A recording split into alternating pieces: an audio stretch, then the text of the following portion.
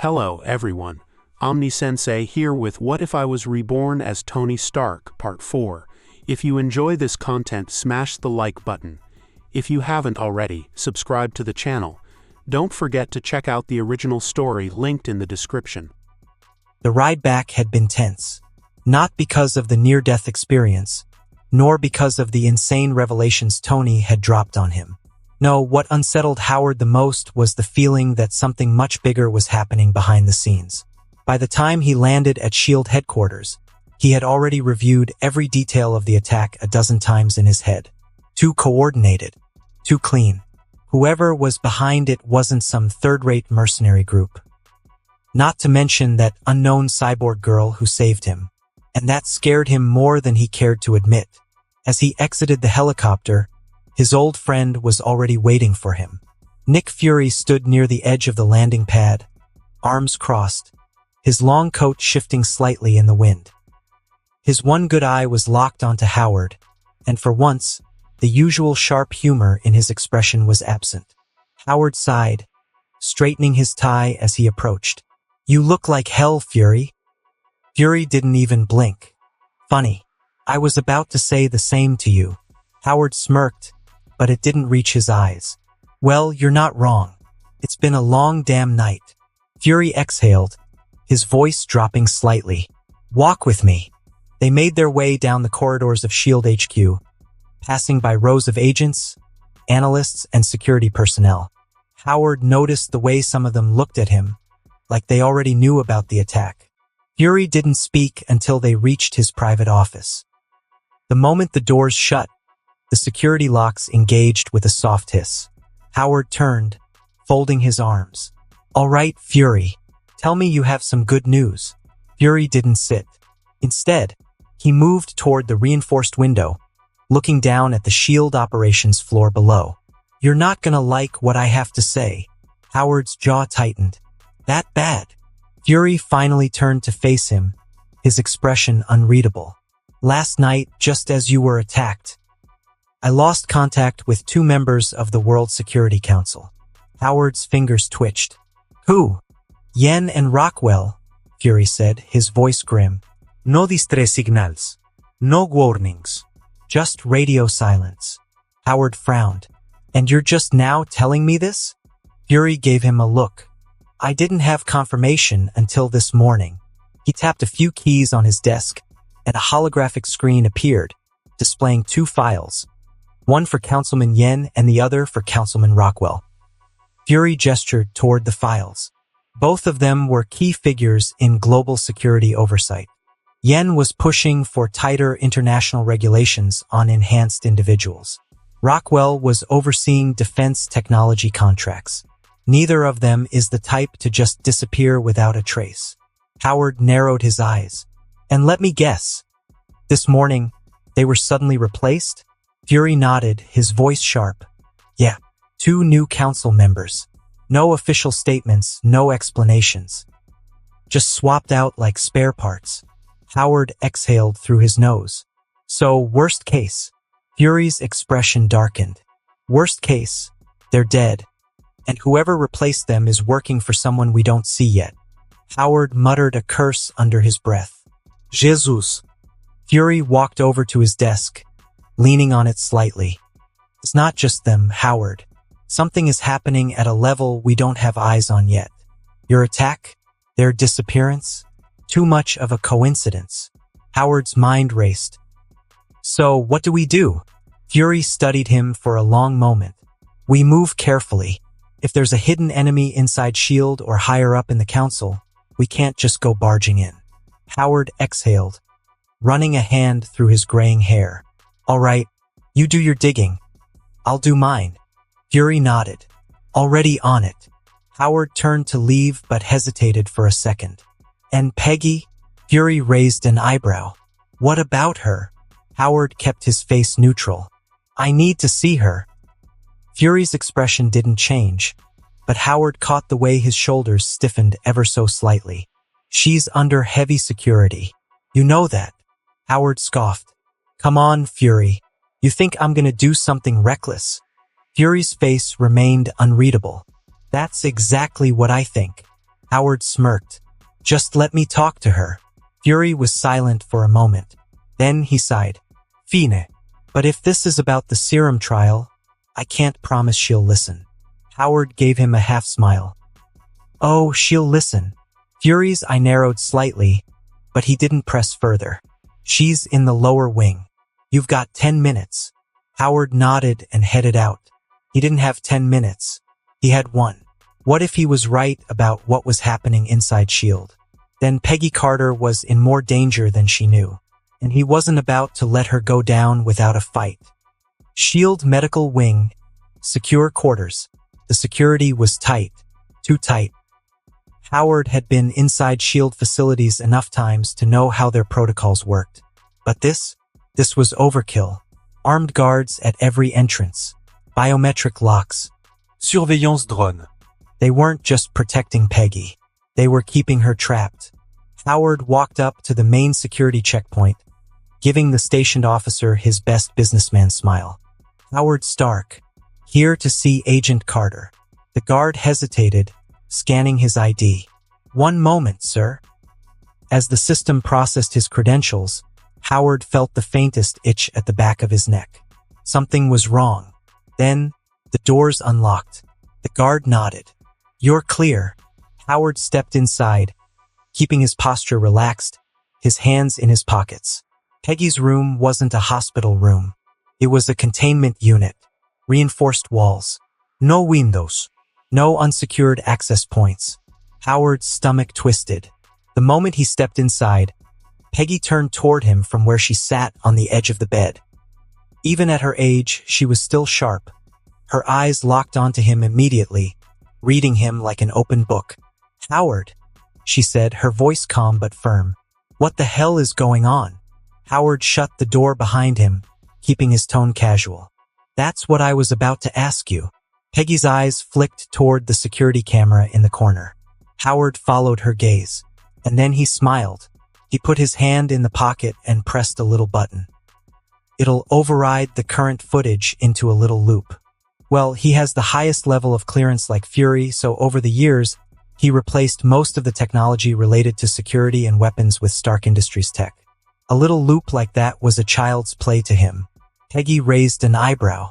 Impressive as usual. She noticed the camera's green light turn blue. He did the same thing back when S.H.I.E.L.D. was getting rid of the Hydra agents. Howard smirked. You gotta have some cards in case of emergency. She tilted her head slightly. You're not just here for a visit, are you? Howard took a step closer, lowering his voice. No. I'm here to save your life. Save me? I'm 72, Howard. And I know exactly what's going on in here. But still, Peggy's expression didn't change. Go on. Howard reached into his pocket and pulled out the vial and the record player. Peggy's gaze sharpened instantly. Is that what I think it is? Howard nodded. It's the real thing. No hydra tampering. No side effects. This is the perfected version. He placed it on the bed beside her. Peggy was silent for a long moment. Then, she exhaled, rubbing her temples. And I guess you won't be telling me how you got this? Howard's voice softened. They're setting you up, Peg. Someone inside S.H.I.E.L.D. wants you dead. If you take their version of the serum, it'll kill you. Or worse. They are planning to use this situation to take down Fury and replace him for some reason. And I won't let an old friend die just like that. You wanted to fight. He pointed at the vial. This is your chance. Howard expected resistance. He expected questions, skepticism, and maybe even a flat-out refusal. What didn't he expect? Peggy Carter taking one long look at the vial, nodding.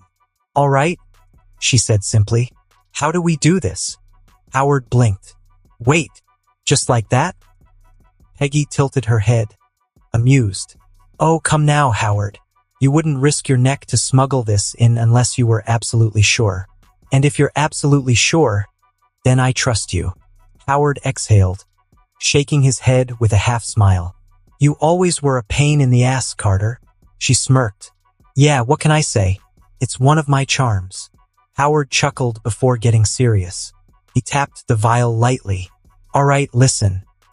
Normally, the process involves V-rays, controlled exposure, monitoring. Howard, Peggy interrupted.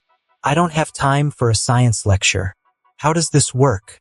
Howard sighed, rubbing his temple. Fine. This version? No machines, no external activation. You inject it, it circulates through your system, and in about 24 hours you'll be good as new. Strength, endurance, healing, all of it. Peggy raised an eyebrow. And the aging? Howard smirked. You'll feel like you're in your early 20s or 30s again. The full de-aging process takes a day, but your body will be back to peak condition within an hour of injection. After that, everything settles in naturally. Peggy studied the vial for a moment before nodding. All right then, let's get on with it. Howard's eyes widened. Wait, you mean right now? Peggy gave him a look. Howard, do you honestly think I have the luxury of waiting? If what you're saying is true, and I believe it is, then I'm already on borrowed time. If the serum works, then I'll have a fighting chance. Howard hesitated. You do realize the transformation isn't exactly comfortable, right? Peggy gave him that look. Oh, Howard, I was a woman in the military when they barely let women serve. You think I don't know discomfort? Howard sighed, but he couldn't help the smirk that tugged at his lips. All right, you win. He reached into his pocket and pulled out a sterilized injection kit. Carefully, he loaded the vial into the syringe and tapped it twice to remove any air bubbles. Peggy rolled up her sleeve without hesitation. Howard hesitated, his fingers hovering over the plunger. You sure? Peggy's eyes met his, steady and unwavering. Do it. Howard exhaled. All right, here goes nothing. He pressed the needle into her arm and injected the serum. Peggy didn't flinch. The vial emptied.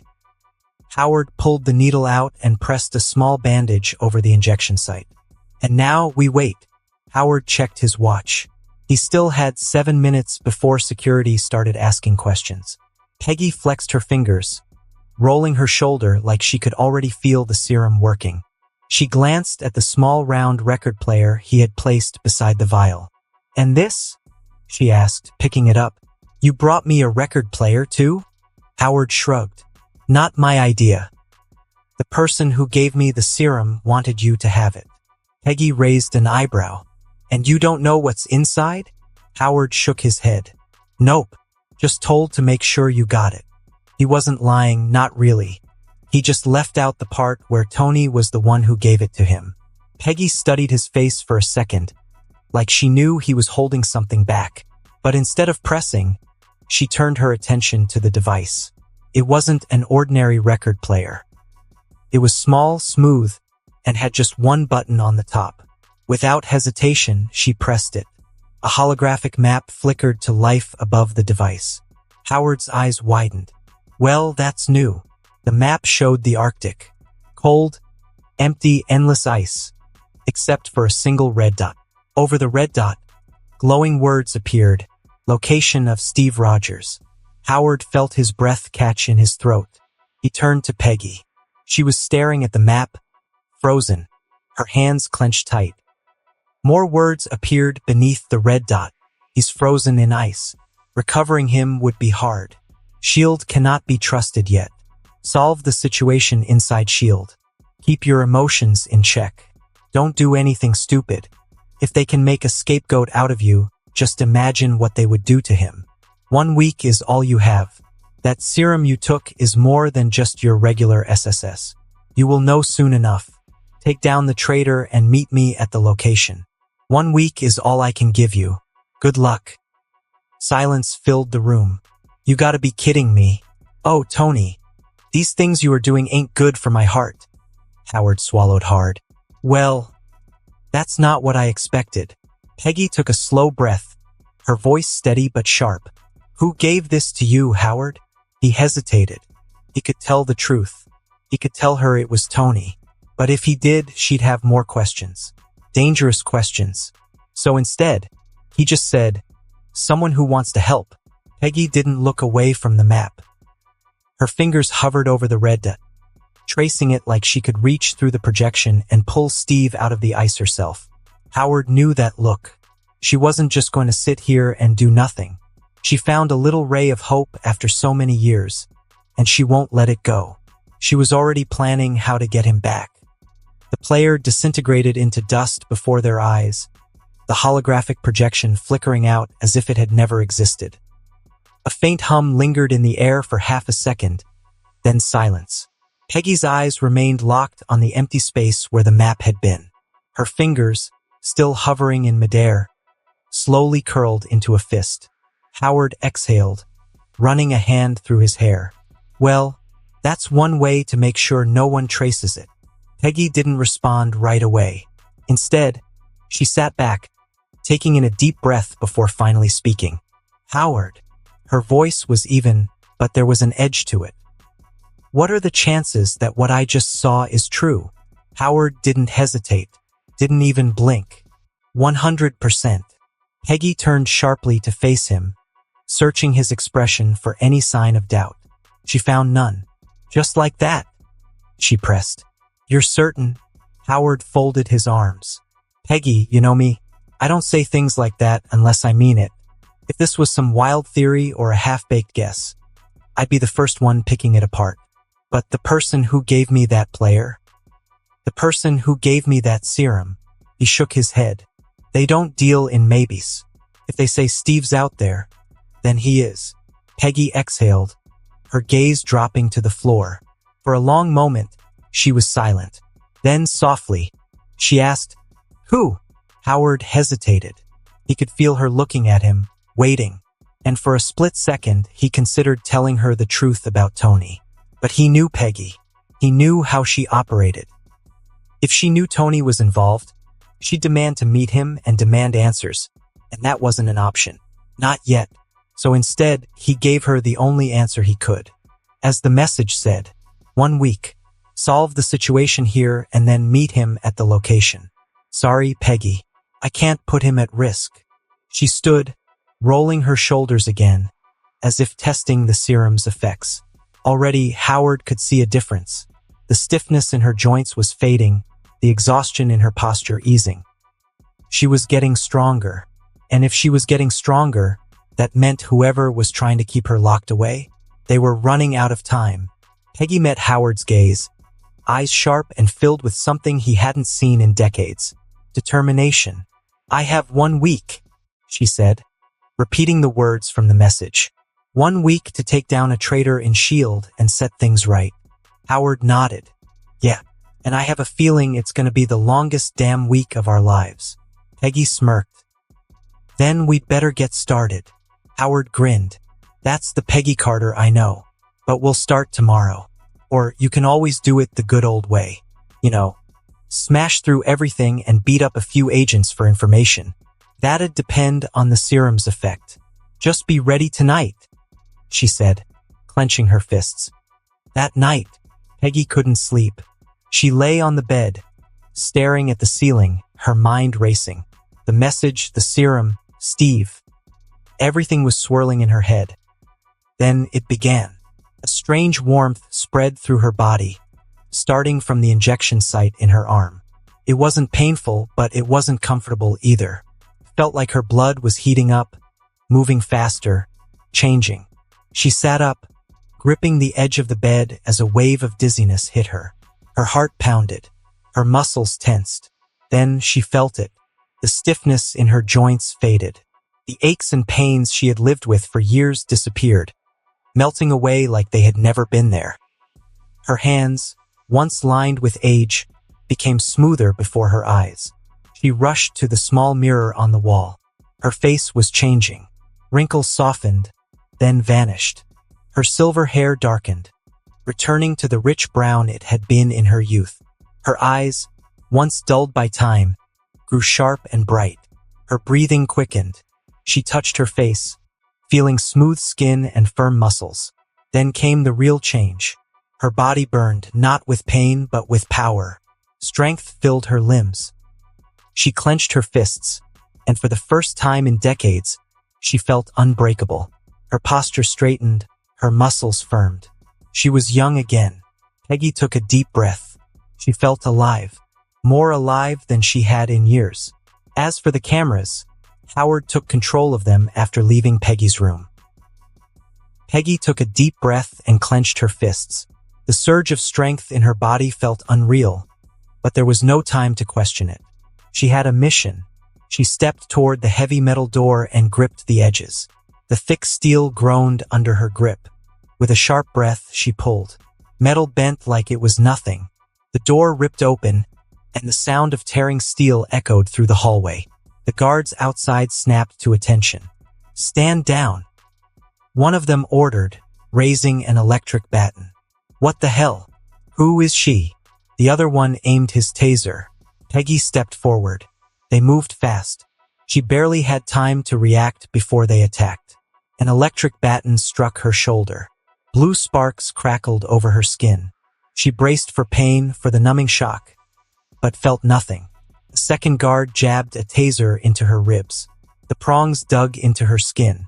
Sparks flew. Again, nothing. Peggy frowned. She could feel the pressure of the attacks, but no pain.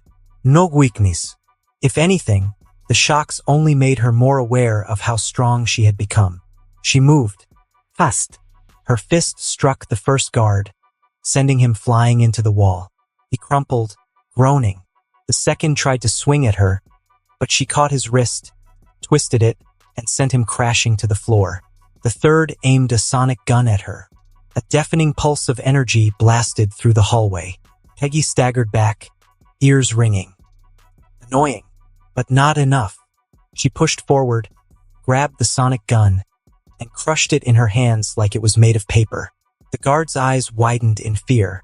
"Don't ever do that again." Then she knocked him out with a single punch. She turned toward the exit.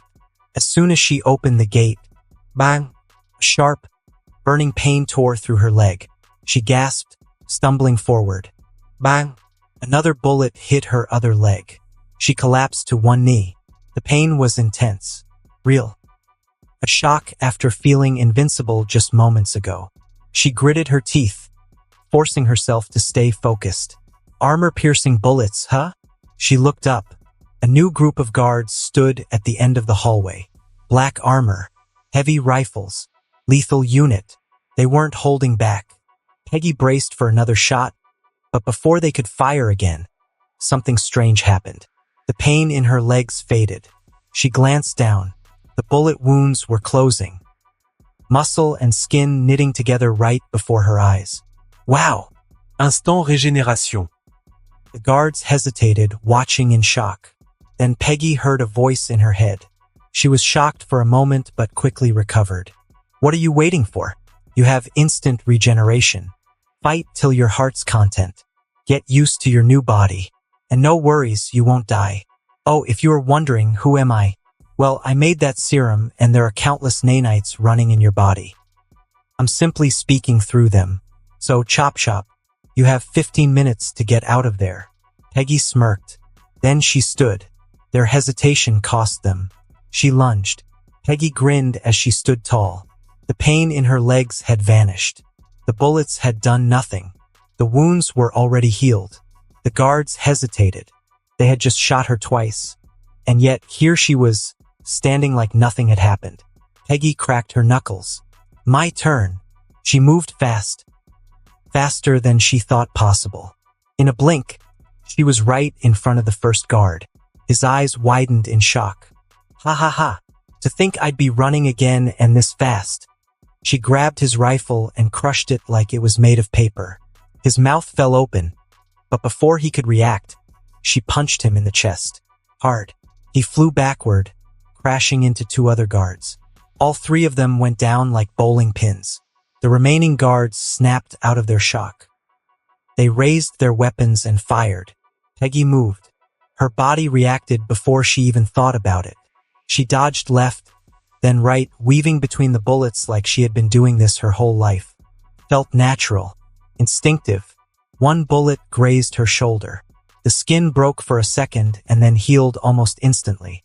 This is incredible, she thought. She reached the next guard before he could reload. She grabbed his vest and lifted him off the ground like he weighed nothing. He kicked and struggled, but she tossed him aside like a rag doll. Another guard swung the butt of his rifle at her head. Peggy ducked. The motion was so smooth, so effortless. She felt weightless, strong, powerful. She caught his arm and twisted it. He screamed as the gun fell from his grip. Peggy didn't stop. She drove her knee into his stomach, sending him crashing into the wall. 2 more guards charged her. One had a baton crackling with electricity. The other had a knife. Peggy smirked. Really? A knife? The one with the baton struck first. The electric charge hit Peggy's arm, but it did 0 damage. She grabbed the baton, snapped it in half, and punched him so hard he spun in the air before hitting the ground. The man with the knife hesitated. Peggy raised an eyebrow. You sure you want to do this? He lunged. She sidestepped easily, grabbed his wrist, and squeezed. His fingers opened, dropping the knife. She caught it before it hit the ground. Then she knocked him out with the handle. More guards appeared at the end of the hallway, heavily armored, bigger weapons. Peggy exhaled, rolling her shoulders. All right then, let's see what else I can do. The voice in her head returned. You're learning fast. Good, but you're running out of time. Keep moving. Peggy smirked. Gladly. More guards flooded the hallway, their weapons raised, their faces tense.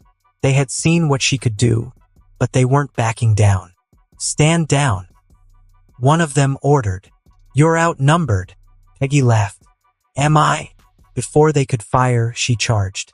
She moved like a blur, faster than even she expected. 1 second, she was standing still. The next, she was in the middle of them. She grabbed the first guard and hurled him into 2 others. They crashed into a wall, groaning in pain. A 4th guard aimed a heavy-duty energy rifle at her. Too slow. She slapped the barrel aside as he fired, sending a blast of energy into the ceiling.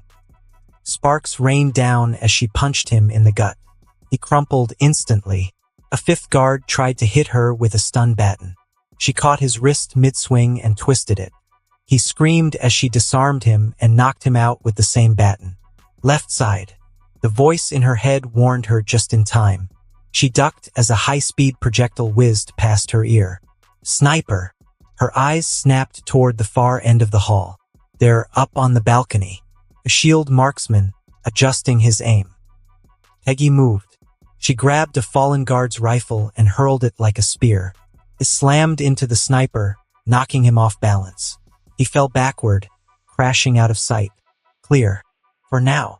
Peggy exhaled. Her heart was racing, but not from exhaustion.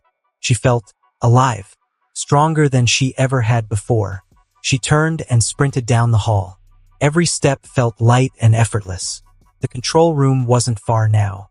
She reached a heavy security door. It was a reinforced steel fingerprint scanner with no visible weakness. A normal person wouldn't get through without authorization. Peggy wasn't a normal person anymore. She grabbed the edges and pulled. The metal groaned, twisted, and then, crack, snapped apart like it was made of cardboard. She ripped the doors open and stepped inside. The main control room was a circular space, filled with glowing monitors, security feeds, and blinking consoles. A handful of SHIELD operators turned in shock as she entered. One of them reached for an alarm. Peggy moved faster. She crossed the room in a heartbeat, slamming his head into the console before he could press the button. The others backed away, hands up. I'm not here to hurt you, Peggy said, her voice firm. I just want to know who wants me dead and why. Oh, and give me Fury's location. Meanwhile, SHIELD helicarrier under attack.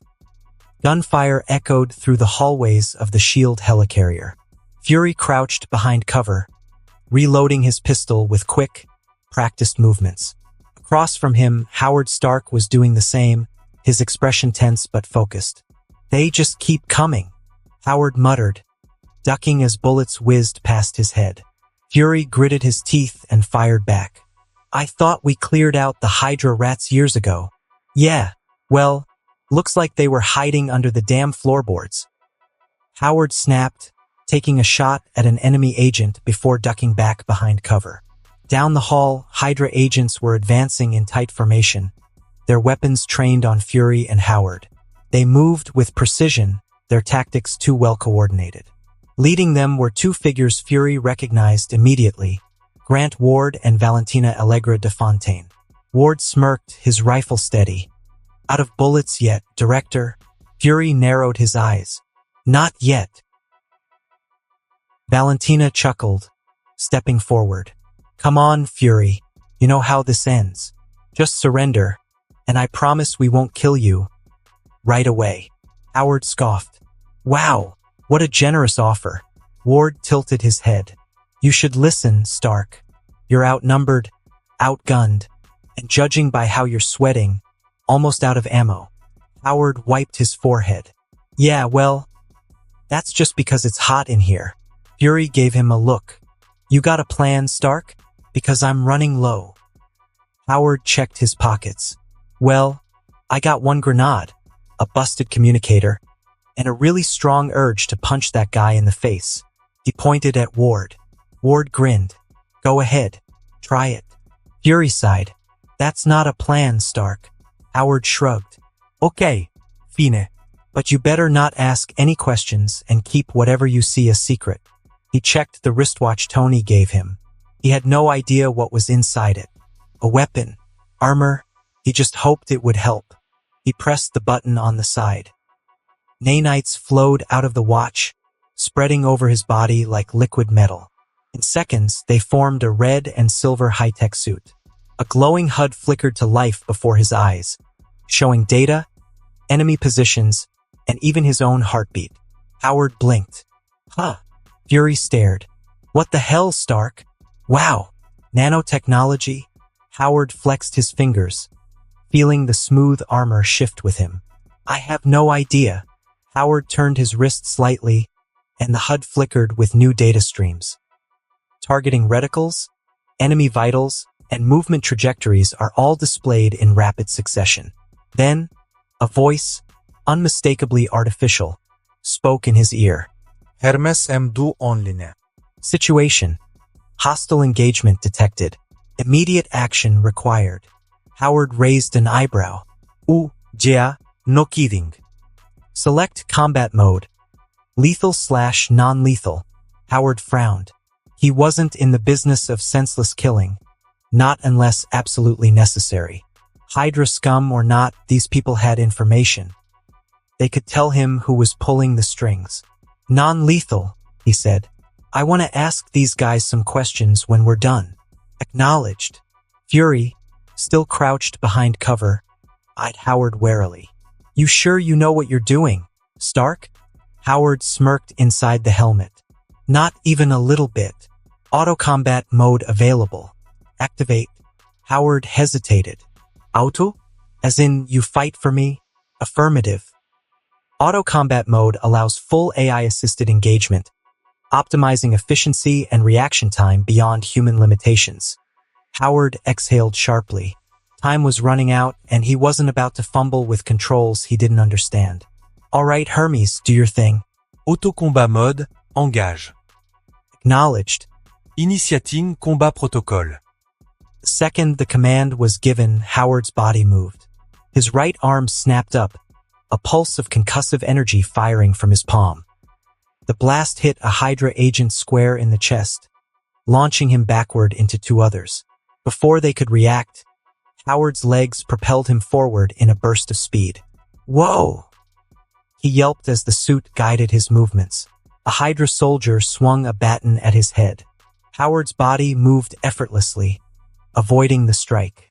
His left gauntlet shot forward, releasing a small burst of electricity that incapacitated the attacker instantly. Ward's smirk faded. What the hell kind of Stark tech is that? Howard grinned. The kind that makes your job a whole lot harder. Two more agents raised their rifles. Before they could fire, Howard's suit calculated their angles and moved him accordingly. A quick sidestep, a swift twist of his wrist. Twin energy pulses knocked both Hydra goons unconscious. Fury took the opportunity to emerge from cover, unloading precise shots that took down another pair of enemies. All right, I take it back. That thing's useful. Valentina, still watching from the back, gave an amused chuckle. Impressive. Stark. But let's see how well you handle this. She tapped a device on her wrist. The floor beneath Howard suddenly hummed with an electromagnetic pulse. Classic shield security measure designed to deactivate weapons and technology. And that new getup of yours is filled with tech. She smirked with an arrogant expression. So, enjoy the little shock. Valentina smirked as the EMP pulse spread across the floor. She expected Howard's fancy armor to shut down instantly, but something unexpected happened. Instead of shutting down, the suit absorbed the energy. The red and silver plating glowed brighter, pulsing with new power. Howard blinked inside the helmet. Did that just... EMP energy redirected. Power levels increased. Activating combat enhancement. Electric whips. 2 glowing whips of crackling blue electricity extended from Howard's gauntlets. They hummed with raw power, arcing through the air like living lightning. Ward's smirk vanished. That's not good. Before anyone could react, the auto-combat mode kicked in. Howard's body moved on its own. With a sharp flick of his wrists, the whips lashed out. The first strike sent 2 Hydra agents flying backward, their weapons sparking as they hit the ground. Another agent charged at him from the side. Howard spun, the whips snapping out in a precise arc. The electric tendrils wrapped around the soldier's rifle and yanked it from his hands before slamming him against the wall. The remaining agents hesitated. Too late. Howard lunged forward, moving faster than he ever could on his own. The whips danced through the air, striking with pinpoint accuracy. 1 agent went down, then another, and another. Valentina took a step back. Okay, that's definitely not Stark's usual tech. Ward raised his rifle, aiming carefully. Doesn't matter. Howard didn't give him a chance to finish. With a powerful crack, the whips struck Ward's weapon, frying it instantly. Sparks flew as the gun overheated and exploded in his hands. He stumbled back, cursing. The last of the Hydra agents tried to run. Howard's suit didn't let them. The whips lashed out, knocking them off their feet. One by one, they collapsed unconscious. Bang! Bang! Fury shot Ward and Valentina, targeting their knees as they tried to climb down an open vent. Howard threw 2 electric arcs toward them, zapping the shit out of them. In seconds, it was over. Howard stood in the center of the wreckage, the electric whips retracting back into his gauntlets. He exhaled. Okay, that was awesome. Fury holstered his pistol and stepped out from cover, eyeing the fallen Hydra agents. Do I even want to know what that thing is? In due time, Howard replied. Hermes activated the scanner, pinpointing all the Hydra agents in that helicarrier. There were still 30 agents left. Howard extended his arm. The holographic map of the carrier appeared with red dots. The agents looked like moving toward the containment area. Fury's jaw tightened as he studied the map. The remaining Hydra agents were moving with purpose, their destination clear. The containment area, he muttered. They're after the damn symbiote. Howard clenched his fists, his armor's energy whips flickering for a moment before fully retracting. Of course they are. Because why just try to kill us when you can also unleash a highly dangerous, world-ending alien parasite while you're at it? Fury tapped his earpiece. Hill, talk to me. What's your status? Static crackled for a second before Maria Hill's voice came through, strained but still controlled. Not great. We're barely holding them back. They're throwing everything at us. If you don't get here soon, we won't be able to stop them from breaching containment. Howard checked the map again. We're about 3 floors above you. If I override the security locks, I can get us an express elevator down there. Fury gave him a sharp look. Do it. Fast. Howard extended his arm, his suit interfacing with the helicarrier systems. The AI flickered through hundreds of security protocols in seconds. Override successful. Elevator access granted. The reinforced doors at the end of the hall slid open. Howard and Fury rushed in. As the elevator began its descent, Fury reloaded his pistol. What the hell does Hydra want with the symbiote? They can't seriously think they can control it. Howard shook his head. I don't know, but if they bond that thing to one of their soldiers, we're looking at a whole new level of nightmare. The elevator jolted to a stop. Containment level reached. The doors slid open to chaos. Maria Hill and a handful of S.H.I.E.L.D. agents were pinned behind makeshift cover, firing at Hydra soldiers who had already breached part of the containment area. The once sterile white walls were scorched with gunfire, and alarm lights flashed red across the corridor. At the far end of the room stood a reinforced chamber, a massive, cylindrical containment unit surrounded by blast-proof glass. Inside, a swirling mass of black goo pulsated violently against its restraints. The symbiote knew something was happening, and it was excited. Before they could take action, an explosion rocked the helicarrier, sending a shockwave that rattled the floors beneath their feet. The hull trembled as a massive hole ripped through the side of the containment chamber, the sound of twisting metal and shattering glass filling the air. A S.H.I.E.L.D. aircraft, its nose crumpled and mangled, had been blasted into the side of the carrier, forcing its way through the outer walls. The front glass shattered in a spray of shards, and from the wreckage, a figure emerged. Peggy Carter. Fury's eyes widened in disbelief as she stepped from the wreckage, dust swirling around her. Her uniform was the same as always, but her stance, her energy, everything about her screamed like she just walked out of another time. She looked just like her old photos from when she was 25 or 30. You've got to be kidding me, Fury muttered, shaking his head. Peggy raised her fist, cracked her neck, and wiped some of the dust off her face. Nice to see you too, Nick. Howard, standing beside Fury, couldn't help but smile despite the chaos. You're looking younger, he said, with just a hint of amusement. Looks like the serum worked. Now, all that's left is to stop these Hydra bastards. Long story, Peggy shot back, eyes scanning the area. I'll explain later. For now, let's kick Hydra's butt. Fury didn't have time to argue. His eyes went to the Hydra agents recovering and then to the black, writhing mass of symbiote inside the containment chamber. The thing was thrashing violently. The chaos escalated as Fury and Peggy Carter led the charge against the relentless Hydra forces. Explosions, screams, and the sound of clashing metal filled the corridor. Howard flew forward. His electric whips sliced through a line of charging agents, sending them flying and zapping. Fury fired off a series of shots, each bullet finding its mark.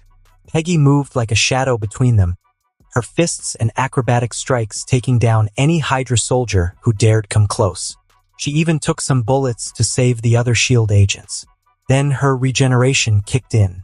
She was as good as new. Amid the battle, a woman in a matte black stealth suit zipped through the hole in the hull where Peggy crashed earlier. Her suit's active invisibility mode rendered her completely undetectable as she moved silently through the chaos. Inside the containment chamber, the symbiote writhed violently behind reinforced blast-proof glass. Its dark, amorphous form pulsating as if aware of the impending change. The intruder's gloved hand flicked two compact devices, temporarily disabling the security alarms on the glass and creating a holographic projection, to prevent them from noticing her opening the containment glass and stealing the symbiote. As soon as she opened the main glass door, the symbiote lunged at her, but she was ready. Before the symbiote could latch onto her, a square-shaped blue energy field appeared around it. She quickly put her palm over it. The nanites rushed out, forming a tiny containment box over the energy box. It lashed, trying to get out, but the energy box held strong. With her mission completed, she retraced her path to the hole in the hull. In an almost ghost-like manner, she slipped away into the darkness, leaving no trace of her presence except for the holographic device, which will self-destruct in a few minutes. Meanwhile, Tony's lab. Tony slammed his fist on the table, grinning like a madman. Holy hell, that was beautiful. The holographic displays surrounding him flickered with live feeds from Howard's suit. The battle was still raging on the helicarrier, but it didn't matter.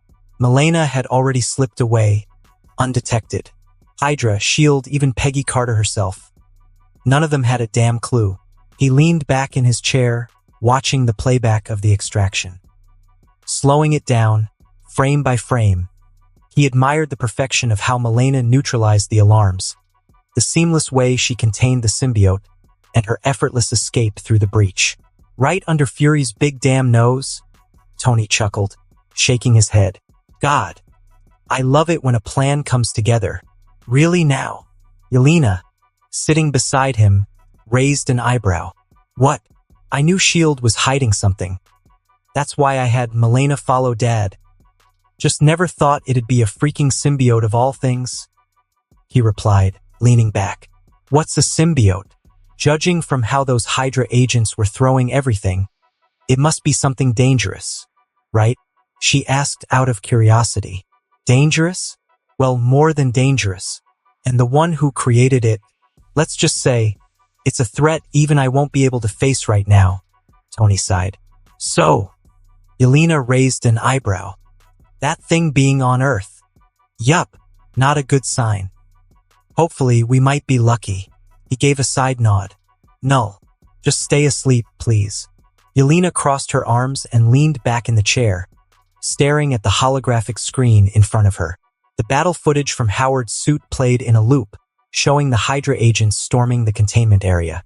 Every movement, every detail was being analyzed. She let out a breath. You took down Madam Hydra. You wiped out Zola's AI. Every Hydra facility, every hidden cell. You found them all and burned them to the ground. And still, she gestured toward the screen. They're here, organized, prepared. Someone is pulling the strings. Hydra grew a new head. Tony tapped a few commands into the holographic keyboard, eyes scanning the data scrolling past. Maybe, he frowned. Or maybe we're dealing with something else. Yelena raised an eyebrow. They had Hydra symbols all over their gear. If they're not Hydra, then who are they? Tony leaned forward. That's the problem. Just because they wear Hydra's colors, use Hydra's tactics, and scream, "Hail Hydra," like a bunch of lunatics, doesn't mean they are Hydra. He pointed at the screen. Look at their weapons, their gear, their numbers. Some of them fought like trained soldiers, sure, but others? Sloppy, uncoordinated. That's not Hydra. Yelena frowned. You think it's a copycat group? Tony nodded. It makes sense. If the real Hydra is gone, someone could be using their name to scare people. Hydra had power, history, and resources. A new player trying to rise up? Pretending to be them? That would be a smart move. He waved his hand, and a new set of data appeared. Dad's suit recorded everything. Every weapon, every face, every move. Let's see what we're really dealing with. Hermes, run a quick scan. Affirmative. A series of images popped up. Guns, armor, combat tactics, even retina scans. The system started analyzing them one by one. The results were surprising. Sir, they have no digital records. Clean, Tony muttered, eyes narrowing. No records, no criminal history, no military background. Nothing. It's like they don't exist. Yelena leaned closer. That's not possible. Nobody pulls off an attack like that without leaving a trace. Exactly, Tony said. Which means someone went to a lot of trouble to wipe their records. Hermes spoke up. One anomaly detected. A new image appeared on the screen. A close-up of a handgun recovered from the battle. It was standard military issue, nothing fancy. But the serial number told a different story. Tony's eyes lit up. Bingo! Yelena leaned in. What? He enlarged the weapon's details. This gun. It was registered to Oscorp. For a second, there was silence. Then Yelena frowned. Wait, Oscorp? The tech company Ross is collaborating with? The very same, Tony said, rubbing his chin.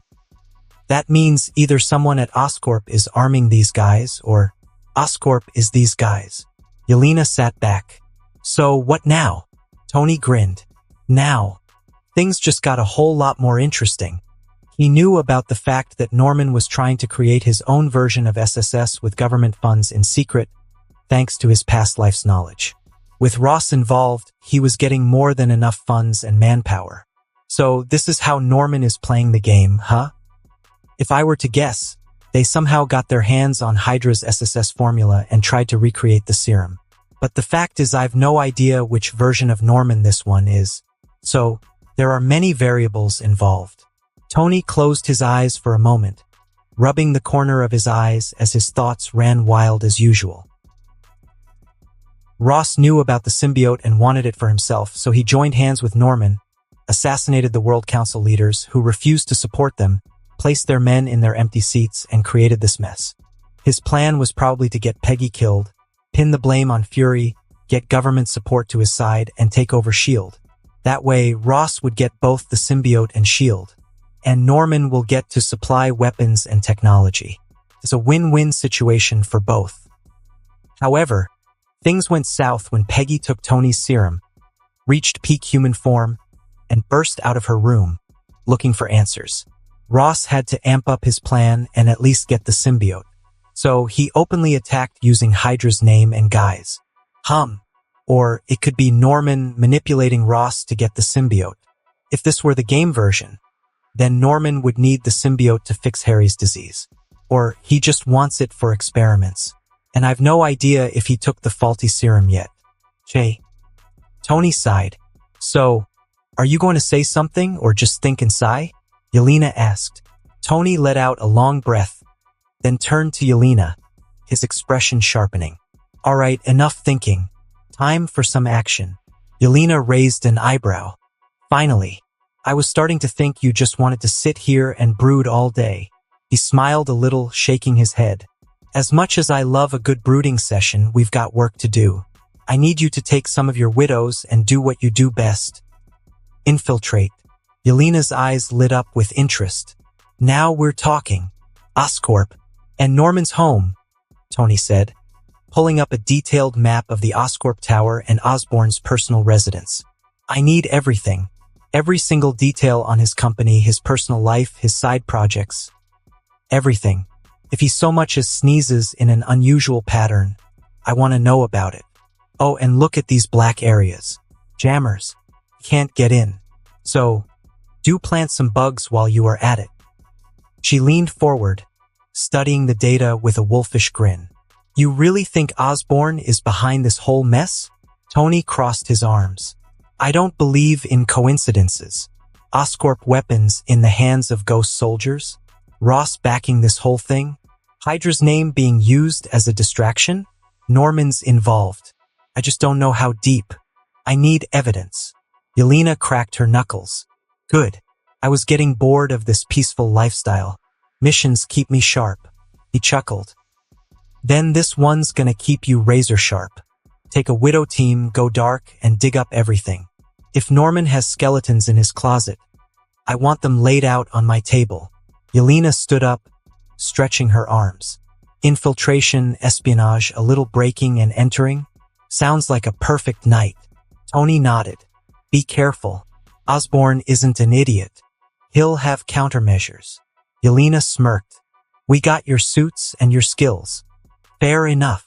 He gave a slight nod.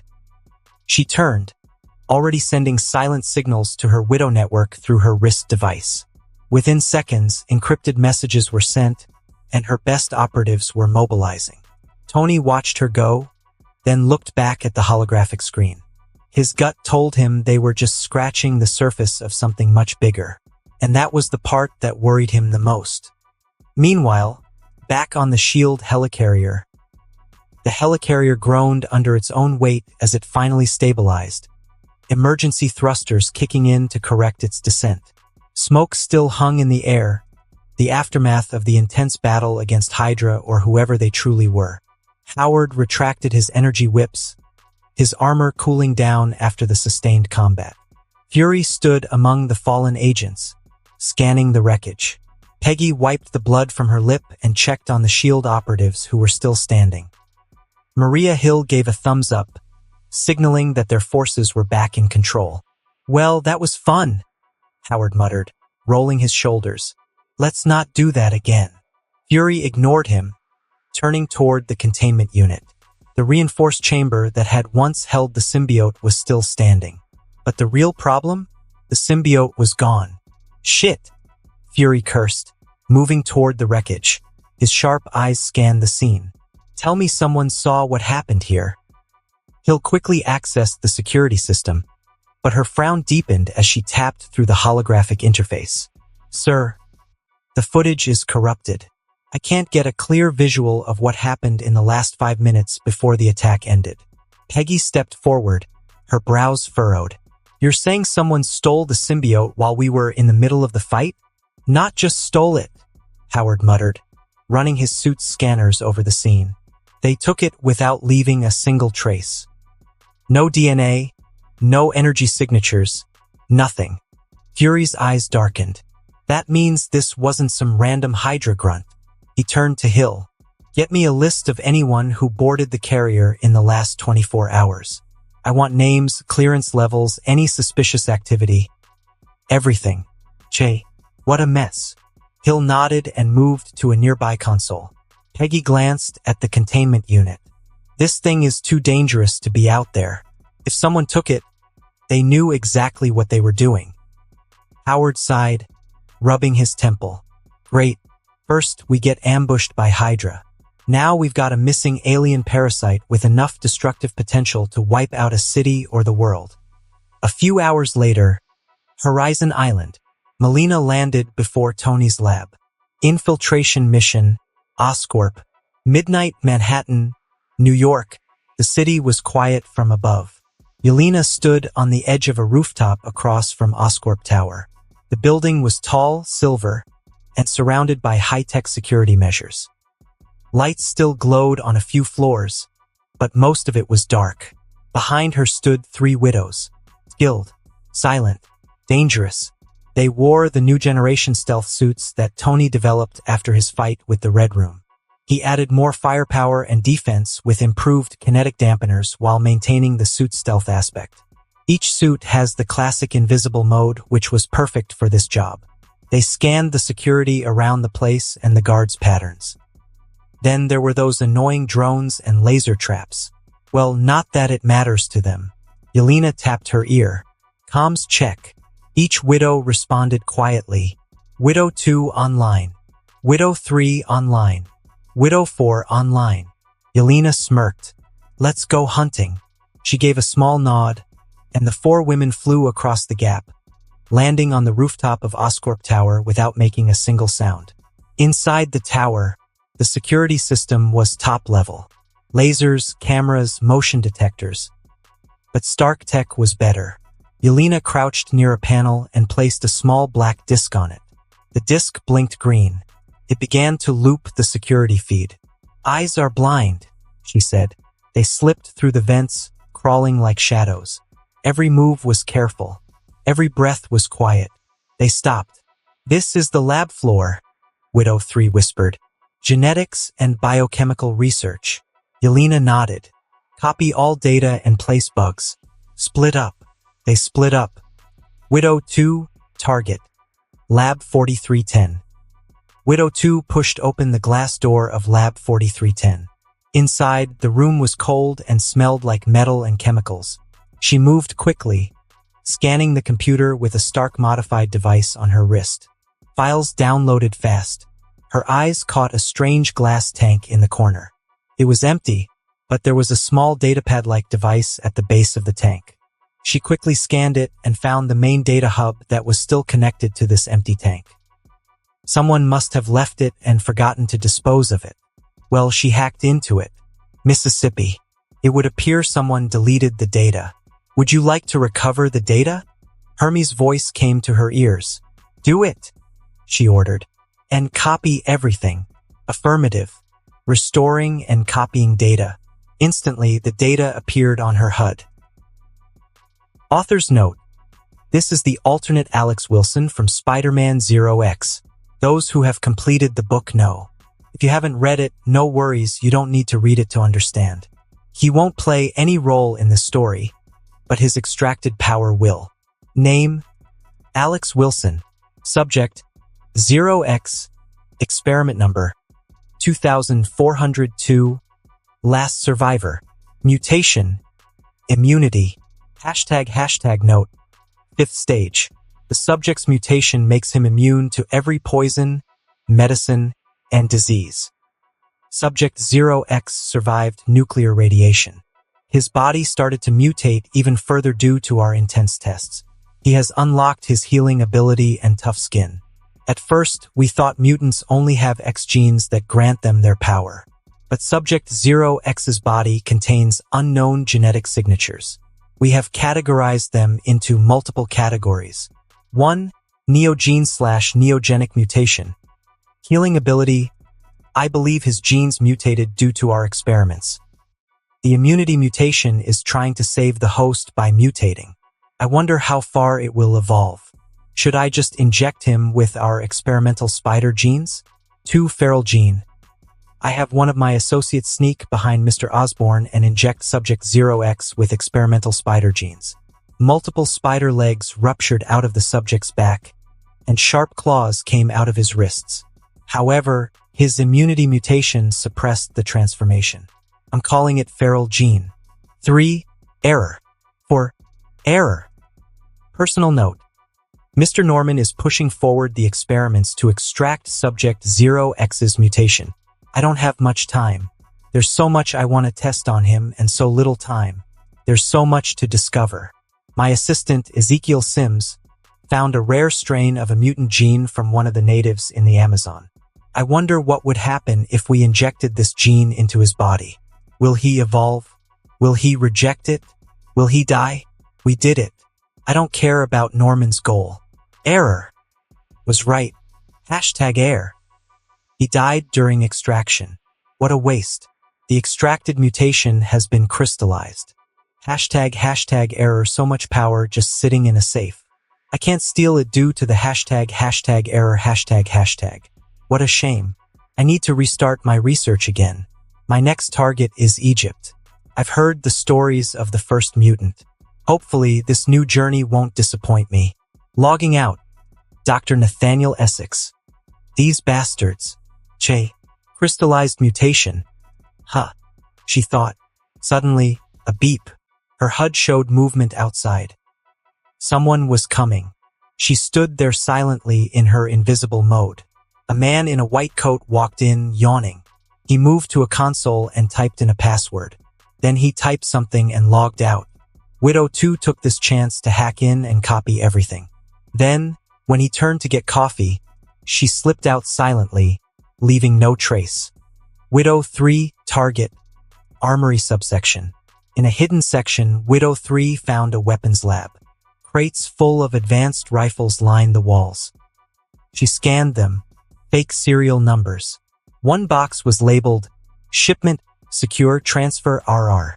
Ross, she whispered. She planted trackers inside the crates, then photographed everything before slipping out. Widow 4, target, executive files. Widow 4 snuck into an office high above the labs. It belonged to someone important. The desk was covered in papers. Real papers. That was rare these days. She opened a drawer and found a black file folder marked Project G Serum, Revived. Inside, she found test logs, experiments on captured hostages from war and homeless people. Some names were redacted. Others had been marked as failed host deceased.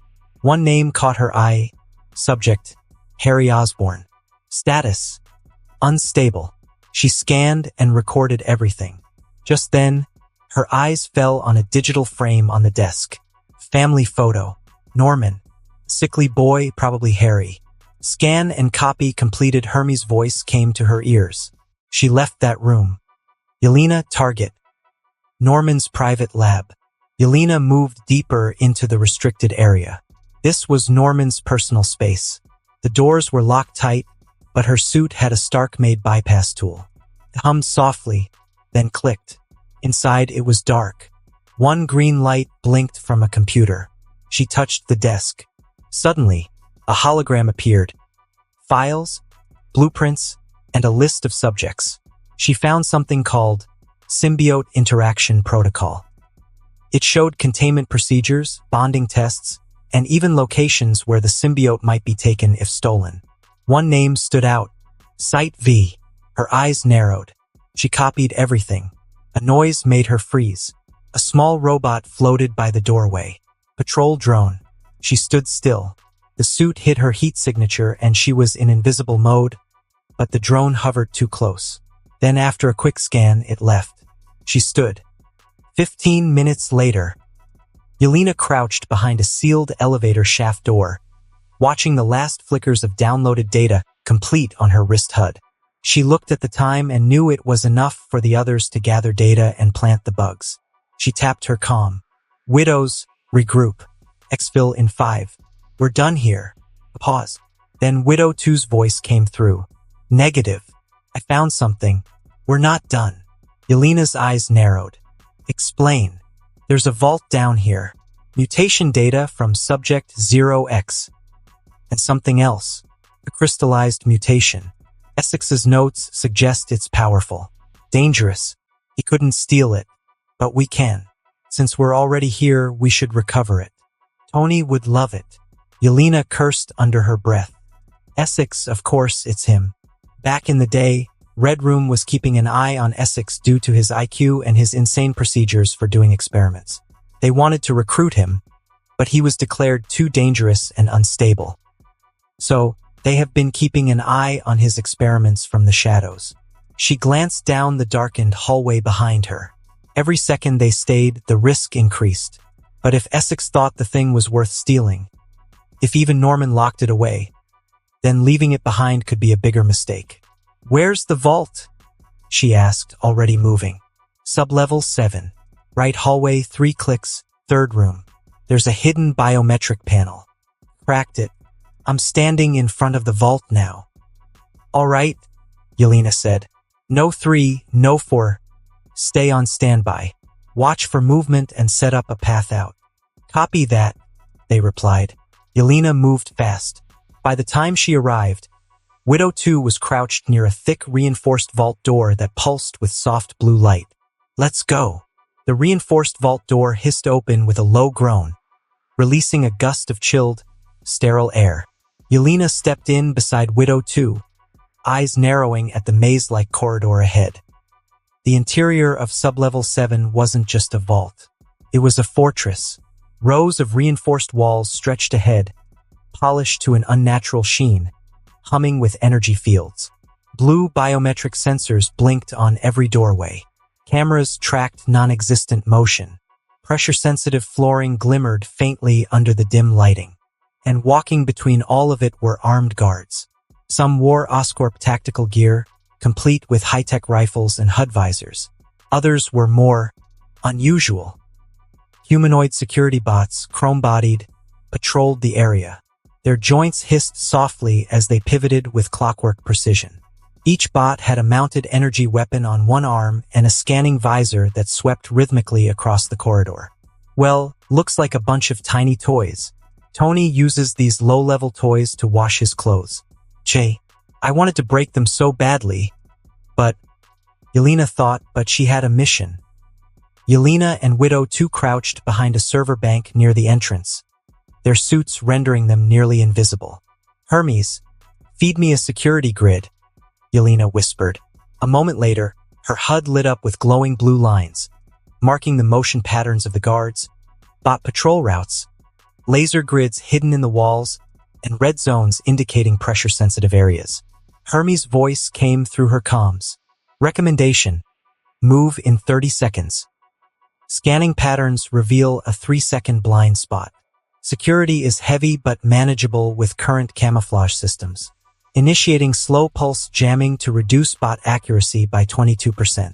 Yelena nodded. Ready. Widow 2 gave a tight nod. On your go. As the guards passed, Yelena whispered, now. Hermes guided their every step with eerie accuracy. The vault was no ordinary security room. It was a fortress within a fortress. Yelena and Widow 2 ghosted past rotating laser grids, dropped into crawlspace gaps under pressure-sensitive flooring, and timed every movement perfectly. They reached the final chamber. It was massive. A high-ceilinged vault room, circular, lined with steel alloy plating and powered by its own isolated generator. In the center stood a containment pod. It was a thick, hexagonal chamber made of reinforced glass. Blue-white energy fields surrounded it in concentric rings, each one crackling faintly with power. Inside, suspended in a magnetic field, was the crystal, glowing. Red veins ran through the blue core, pulsing faintly with rhythmic energy, like a heartbeat. The size of a grown man's palm. Crystallized mutation. The legacy of Subject 0X. Essex's obsession. Oscorp's secret weapon. And it was guarded. 12 Oscorp soldiers in heavy armor circled the chamber, stationed at each segment of the outer wall. Above them, 4 automated sentry drones hovered, slowly rotating, scanning for threats. A multi-angle surveillance system covered the entire chamber. Every possible blind spot accounted for. Hermes' voice whispered into Yelena's comms frowny face notice. Standard stealth penetration is not possible. Recommend an alternate approach. Initiating illusion protocol. Yelena selected the utility potion. The nanites shifted, creating small silver discs. Widow 2 did the same thing. It was a micro-holographic illusion projector. The two crouched near opposing walls of the chamber. Then, one by one, they activated the discs and rolled them silently across the floor. 6 projectors spread out like scattered coins, each one clinging to a different angle of the room's perimeter. A soft shimmer followed, barely visible to the naked eye. Hermes gave the go-ahead. Projection field stabilized. Begin execution. Warning. Limited window. 87 seconds until next system recalibration. Yelena moved. The projection kicked in instantly. To the guards, the chamber remained unchanged. Still, guarded, perfectly secure. But in reality, Yelena and Widow 2 were inside. They weaved between the patrols, careful not to bump even a breath of air too close to a sentry's range. The projection made it look like nothing was disturbed, but the widows knew better. One wrong step, one static crackle from a suit, and the whole illusion would shatter. Yelena reached the containment pod. A circular interface floated above the base. 6 locks in total, biometric and code encrypted. Widow 2 stepped in and pulled out a Stark-augmented decryptor chip. She plugged it in. Hermes. Bypassing biometric grid. Decoding neural locked pattern. Estimated time. 10 seconds. Tick, tick, tick. Yelena stared into the containment unit as the crystal hovered within. The red veins swirled as if reacting to her presence. This thing's alive, she muttered under her breath. Careful, Widow 2 replied. We have no idea what we are dealing with here. The containment pod hissed. The energy fields collapsed inward with a whump of displaced air. The platform released a small plume of cold vapor as the magnetic suspension faded. Yelena manipulated the nanites, forming a containment box. Reinforced. Radiation dampening. Telemetry blocked. No signal would escape. For all she knows, that thing is dangerous. Then, she carefully moved the box up, putting the crystal inside without touching it. Hermes. Extraction successful. Projection field has 22 seconds remaining. Time to vanish, Yelena said. She placed a fake projection disc in the crystal's place. I want to see Norman's face when he realizes his precious crystal has vanished in the thin air. They slid back the way they came, the illusion holding perfectly. The guards continued with their routine, and the drones still patrolled as usual. Not a soul noticed that the very thing they were guarding, the reason this room even existed, well, it was now gone. Once they slipped out the perimeter, Yelena hit the recall button. The projectors flickered, then short-circuited, and the devices turned to dust without raising any alarm. Widow's status? She asked over comms. Clear. All files secured. Exit path ready. Yelena exhaled slowly, feeling the weight of the container against her side. Then let's go before someone figures out they've been robbed blind.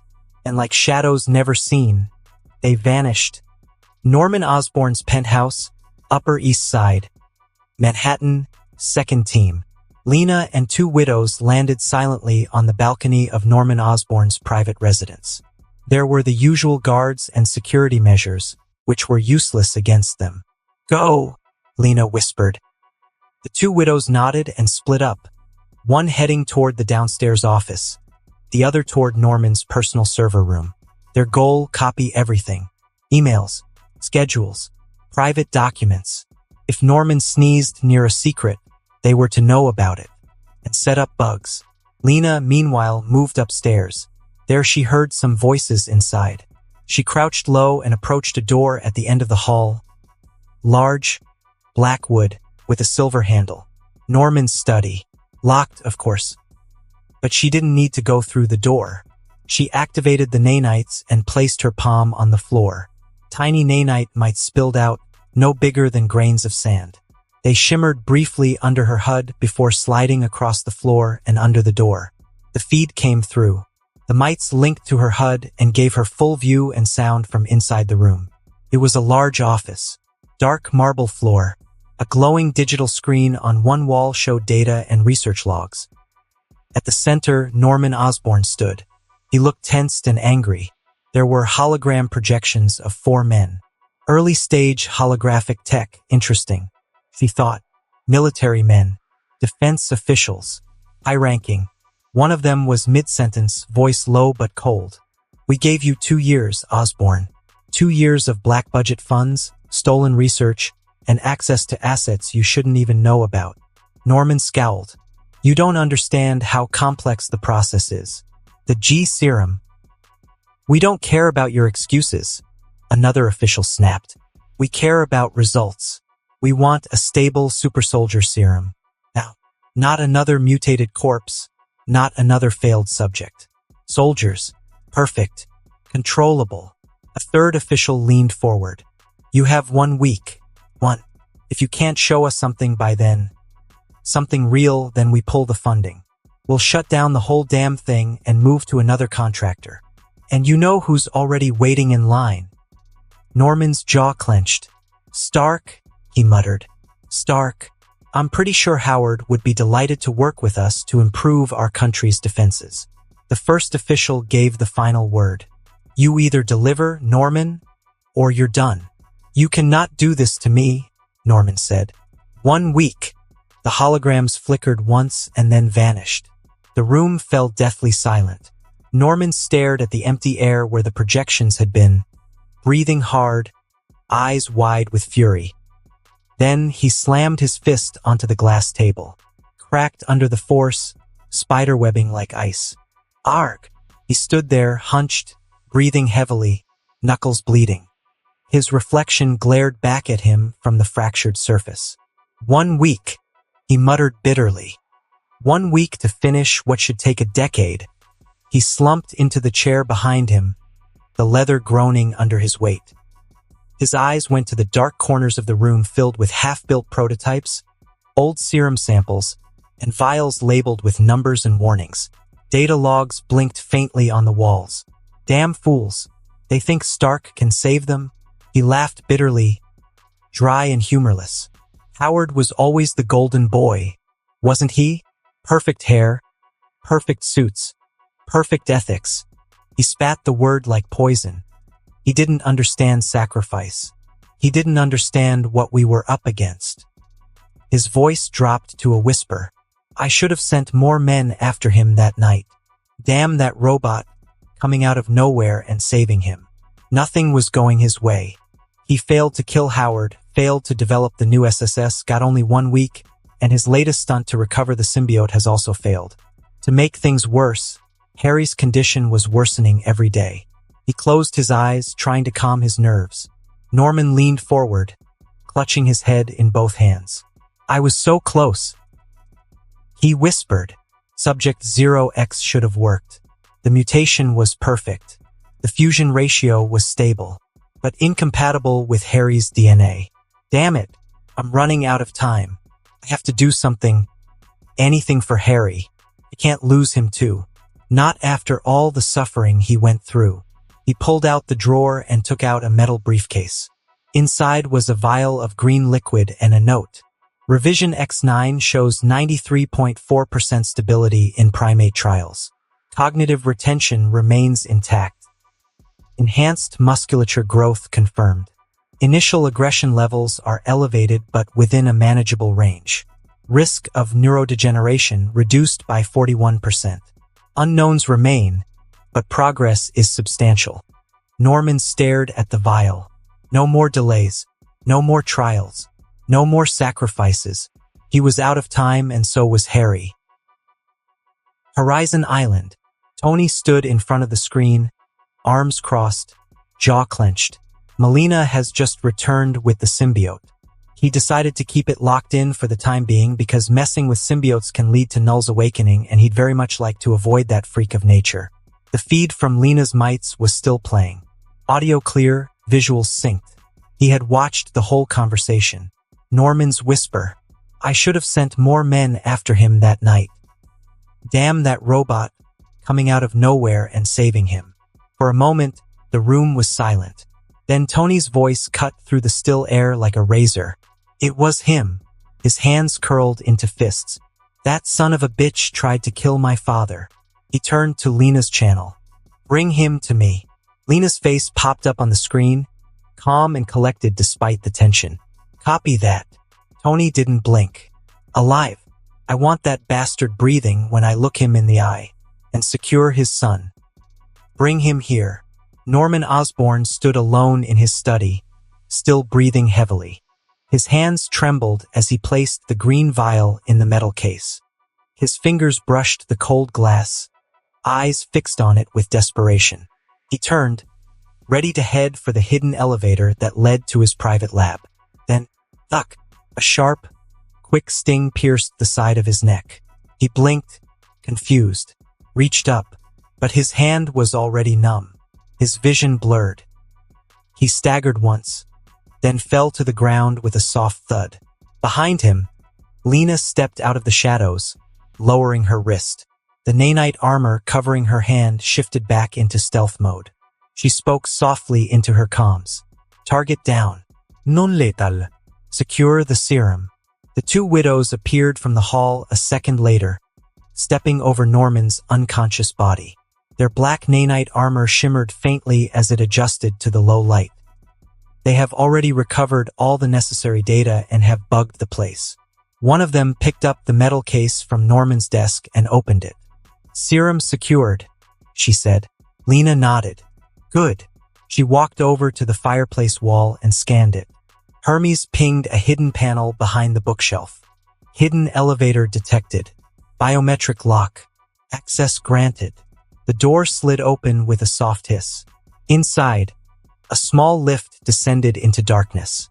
The three widows stepped in. Secret underground lab. 30 seconds later, the doors opened to a cold lab. Blue lights flickered on. Rows of medical equipment lined the walls. Screens blinked with active data. But at the center of the room, there he was, Harry Osborn. He floated inside a vertical glass chamber, suspended in glowing blue liquid. Wires and tubes were connected to his chest and back. His eyes were closed. His face looked pale but calm, peaceful. The vitals were steady, but the screen showed severe cellular degeneration detected. Critical stage. Lena stepped forward, silent. One of the widows scanned the computers. "Everything's active." Norman was monitoring him constantly. The other widow had already placed a Stark data drive into the main terminal, copying all files, medical logs, DNA scans, lab tests. Looks like Norman ran hundreds of simulations using some kind of mutation. None worked.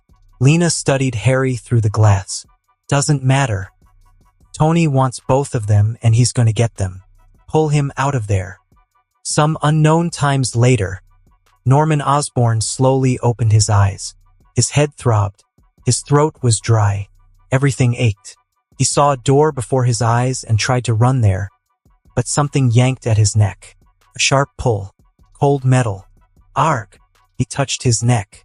A thick metal collar was wrapped around his neck, connected to a chain bolted into the wall. Then he looked around. The walls were metal. Bore. No windows. Just one door. Out of his reach. He pulled at the chain, gritting his teeth. It didn't budge. "What is this?" he growled. "Where the hell am I?" He screamed. He cursed. He kicked at the floor, but no one came. After a few minutes, his breathing slowed. The pain in his head returned. His throat burned. Then, the door opened. Norman looked up. A young man walked in. He looked like he was in his early 20s, clean-shaven, sharp-eyed, and with a confident expression. He wore a simple blue shirt and jeans. His steps were calm, relaxed, but his eyes cold. Norman narrowed his eyes. "Who the hell are you?" The young man said nothing at first. He just looked at him. Then he smiled. Not a friendly smile. Not a cruel one either. Just calm. Controlled.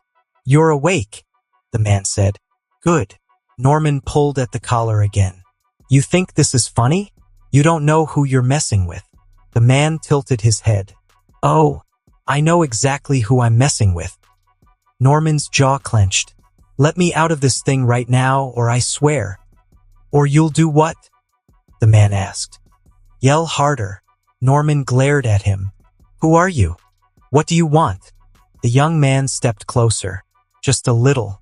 Enough for Norman to get a better look at his face. There was something familiar about him. Something in the eyes. And then the man said, "We haven't met before. This is our first meeting and probably our last." He leaned in slightly, voice lower now, colder. "You tried to kill my father." Rings a bell. Norman's eyes widened. "What? Bomb?" A hard punch to his gut. Norman coughed out in pain as his body flew back and crashed on the metal wall before tumbling onto the floor. He coughed violently, wheezing as air finally filled his lungs again. His mind reeled, not just from the pain, but from what the stranger had said. Your father?" he rasped, wiping blood from his mouth. His voice cracked. "Who the hell are you?" The young man stepped forward slowly, not in armor. No suit, just cold, simmering rage. The kind that didn't need power to be dangerous. He crouched down in front of Norman, resting his forearm on his knee, looking him in the eye. There was no cruelty in his expression. No pleasure. Just focus. Calculation. "You ordered the hit on Howard Stark," Tony said calmly. "You planned to steal the symbiote. You tried to kill my father, kill Peggy Carter, frame Fury, and replace the World Security Council with puppets. I've seen every file, every comm line, every backdoor payment funneled through Oscorp's shell accounts. You even hired assassins to clean up after your failures." Norman's eyes were wide now. He didn't deny it. He couldn't. "You really think you can do this and get away with it?" he snapped, forcing his voice back into its usual venom. "You're just a kid playing at power. You have no idea." Bang! He grabbed Norman's hair and slammed his face on the floor. "Do you?" He slammed once again and again, 4 times in a row before standing up. "Anthony Stark, the one who disappeared from the limelight years ago." Norman mumbled in his slurry voice as blood gushed out of his mouth. Forehead, scrubbed skin, and broken nose. Well, his face was a bloody mess. "Wow, you can speak about your situation. Call me impressed. Well, since you tried to kill my dad and missed. Now, I think I should return the favor, right? Oh, and trust me, I will do it point blank." "I won't miss," Tony said as he walked to the left wall and gave a nod. The metal door shifted, revealing Harry, floating in a circular tank. Norman's entire demeanor shattered. All the rage, the arrogance, and the snarl in his voice were gone and replaced by sheer, unfiltered panic. "Harry, no, no, no, don't touch him." Tony didn't look at Norman. He stepped toward the tank. The lights inside glowed a soft blue, highlighting Harry's face, the frail outline of his body, and the web of medical wires trailing from his chest. Tony just stood there for a moment, watching. Then he reached into his jacket, pulled something out, a vial. The golden liquid inside shimmered like sunlight trapped in a bottle. Even from across the room, Norman felt it. The weight of hope, of salvation. His eyes widened. No, wait. What is that?" Tony turned, holding the vial between 2 fingers. "This," he said calmly, "is a stabilized genetic restorative, fully synthetic. Nanite enhanced cellular regeneration. It doesn't just slow down deterioration. It reverses it, rewrites it. He looked at the serum for a second. It could save him, not just by time, cure him. Norman's heart stopped. Give it to him, he whispered. Then louder. Give it to him. Please, please, I'll do anything. Don't let him die. Tony raised an eyebrow. Anything? Norman dropped to his knees. Yes, anything, everything. I'll shut down Oscorp, I'll confess, and I'll go public and testify before the council. I'll give you every dirty secret I've ever kept. Just, please don't let him die. Tony looked down at the vial, then at Norman. His face was unreadable. Then he slowly crouched down and placed the vial on the floor between them. Norman stared at it like it was a divine relic. He moved toward it. His arms trembling, he is crawling. And then, crack, Tony's boot came down on the vial. Golden liquid exploded across the floor in a sparkling splash. It hissed against the metal, steam rising. Gone. Useless. Destroyed. Norman froze. Silent. Like he'd been shot in the heart. He didn't speak. Couldn't. His hand reached toward the puddle, trembling violently. Tony leaned down, his voice low and cutting. You don't get to beg. Not after what you did. Not after what you tried to do. Norman's voice finally broke through, shaking, gasping. Why? Tony scoffed. Why? Why should I help a murderer's son? I have seen the inhumane shit you did. The number of people you killed. The way you extracted that kid's mutation, blood, bone marrow, and spinal fluids. He was alive. Yet he refused to scream. He refused to give up even in his last moment. He paused for a moment, taking a deep breath. How many people lost their families because of you and your obsession? You don't even know, do you?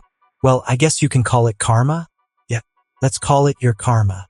Norman looked up, eyes wild. He's just a boy.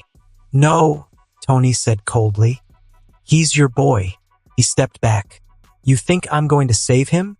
Let him live? Let him grow up hating me for this? You think I'm going to risk him becoming another version of you? He shook his head. No, I'm not leaving this one behind to grow up and come for me later. Norman tried to stand, but his legs failed him. He collapsed to the floor, eyes wide with horror. Please, he whispered. Don't kill him. Don't, please. He's all I have. Tony didn't respond, didn't blink, didn't flinch. He just turned and walked away from the shattered vial. You'll stay there and watch your son die. Before your eyes, little by little, good luck. And behind him, the sound of a father sobbing into the remains of his sins. The door closed with a loud bang. Outside the holding cell, Yelena waited. She'd been listening the whole time. As Tony stepped out and the door slid shut behind him, she asked, "So what now? Want me to finish it?" Tony didn't answer at first. Then, quietly, "No." She raised an eyebrow. "You're not going to kill him?" "I am," Tony said. "Just not yet." There was a moment of silence between them. "So, that was dark, Tony?" Yelena said, patting his shoulder. "You already gave the serum to the boy, so why did you do that? You could have just tortured him for days and then killed him. Where's the fun in that?" Tony smiled. "I want Norman's live confession. And before you say anything about using AI to create a fake, live sounds much better, and right now, Norman is suffering a torture 1,000 times worse than any physical torture. Let him suffer a bit and keep an eye on him. We need him alive." Tony stepped into his room, finally looking for a moment of peace. Instead, a fist came flying at his face. His reflexes kicked in. He caught the wrist midair, twisted, and spun his attacker toward the wall, pinning them with a grin already forming on his face. He made sure to hold back. "Well, hello to you too," he said. Natasha looked up at him with a smirk. Her hair was tied back, her eyes sharp, and her form was still lethal despite her now unenhanced body. "I knock. You dodge. We talk. That's how this works, right?" she quipped, kneeing him lightly in the thigh. Tony grunted, pulled her back, and they shifted into a blur of movement. She ducked under his arm, swept his legs, and he landed hard on the floor with a thud. He laughed, even while flat on his back. "You got a lot to learn, Mr. Stark. You're enjoying this," he said, still catching his breath. Natasha stepped over him and held out her hand. "A little. You've been avoiding me." Was Yelena really that fun to hang out with? Her voice had a hint of jealousy, and Tony understood why. He grabbed her hand and yanked her down on top of him, flipping her in the process. "Jealousy looks good on you," he teased, brushing a strand of red hair from her face. Her eyes narrowed playfully. "You've been holed up with Yelena and Melina for days. Training, planning, and plotting. Not even a little peek into my room. We live on the same island." Tony raised an eyebrow. "So, this is you being mad?" "No. This is me being annoyed." "Mad would have left bruises." "Annoyed, huh? Good to know. So when you nearly dislocated my shoulder 5 seconds ago, that was just foreplay." Natasha rolled her eyes. "Please, if I wanted to hurt you, you'd be on a stretcher talking through a feeding tube." She moved to roll off him, but Tony flipped her again, landing softly on top this time, careful not to put weight on her. "I'm just saying," he said with mock seriousness. "You do tend to get a little stabby when you feel ignored." "Oh, poor billionaire genius feels attacked by the girl he ghosted all week?" Natasha replied sweetly, jabbing 2 fingers into a pressure point in his side. "Ooh," Tony yelped and rolled off. "Okay, wow, that was rude. That was a cheap shot."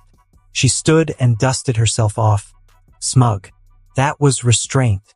I could have gone for the spleen." He sat up and grinned. "I like my spleen. It keeps the rest of me company."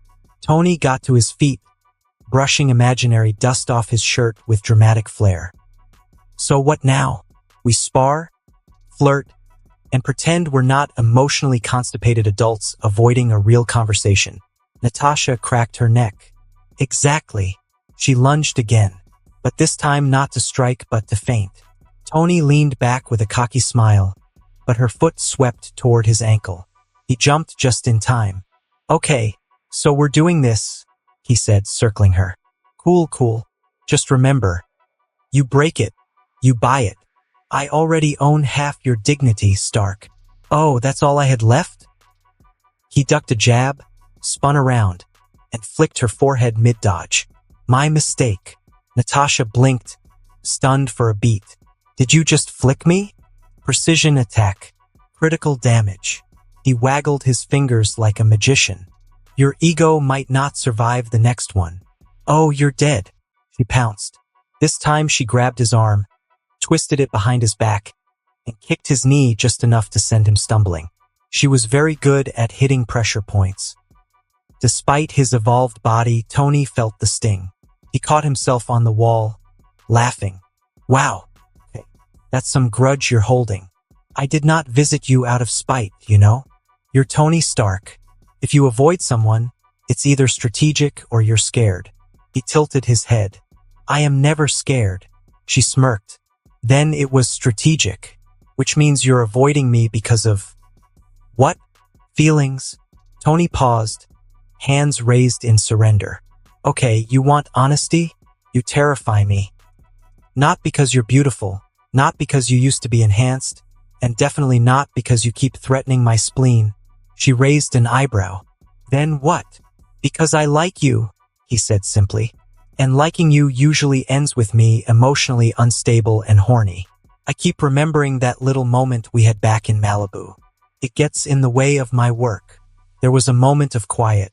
Then Natasha stepped forward, grabbed the collar of his shirt, and gently headbutt him in the chest. "Idiot. Hey, that's not how normal people respond to heartfelt confessions." "I'm not normal," she said, "and you've been gone all week without saying a word. Training, building, and saving the world. Great, but I'm not furniture, Tony. I don't sit quietly and collect dust." He smiled softly. "You're right. You're more like a dangerous house cat, always judging me from the shadows, and occasionally clawing your face." "Exactly," she smirked. Then her knee shot up again. Tony barely twisted away in time. Okay. Truce, he said, laughing. You win. I hereby swear to make time in my busy schedule of world saving to pay attention to the terrifying redhead. Natasha crossed her arms. And, he stepped closer and lowered his voice. I'll stop ghosting you, even if it means you'll punch me in the kidneys once a week as a bonding ritual. She grinned. Twice a week, minimum, plus a couple of kisses with cuddles. He held out a hand. Deal. Cuddles and kisses. I can work with that. She slapped it away. Let's spar first. I want to see what my sister taught you. Then we'll talk about deals. Tony sighed, mocked dramatically. You know, most people just talk over coffee. Yeah, well, I'm not most people. Then she smiled and charged. Tony braced. God, I missed you. Outside Tony's room, moments later, Yelena stood with the food tray in hand. She cooked grilled chicken, rice, and gravy and made one of those ridiculous mango smoothies. Tony pretended not to like it but finished it every time. It was supposed to be their daily ritual. Lunch, sarcasm, strategy talk, sometimes silence, sometimes bickering. Always comfortable. But today, the sounds coming from behind the door weren't comfortable. They were flirting, teasing. Familiar in a way that hit too hard. Yelena frowned and shifted the tray. She wasn't eavesdropping, not on purpose. But the voices carried. The laughter, the jabs. And then, Okish. And not just a kiss. She peeked through the window. Just a glance. A bad idea. A moment she couldn't unsee. Natasha straddling Tony on the mat. His hand shamelessly sliding over her backside and squeezing her butt cheeks. Her lips were on his. Natasha was kissing hard while grinding her hips on his crotch. Yelena froze. Something twisted in her chest. Jealousy? She'd felt that before. With Natasha, it was practically their rivalry during the Red Room days. They fought over who fought better, who got the mission, and who made the kill shot. But this wasn't a rivalry. This wasn't competition. This hurt, and she didn't even know why. She backed away, silent and quick. A widow through and through. By the time she hit the hallway corner, her expression was blank. Professional. The tray was still in hand, the smoothie shaking slightly as her grip tightened. She didn't drop it. She didn't let the crack show. But inside was a storm she didn't understand. Yelena never needed anyone. Never wanted to. So why did this feel like a betrayal? Training deck? 10 minutes later, Yelena slammed a combat drone into the wall with enough force to crack its frame. The mechanical arm sparked and sputtered as it dropped, twitching.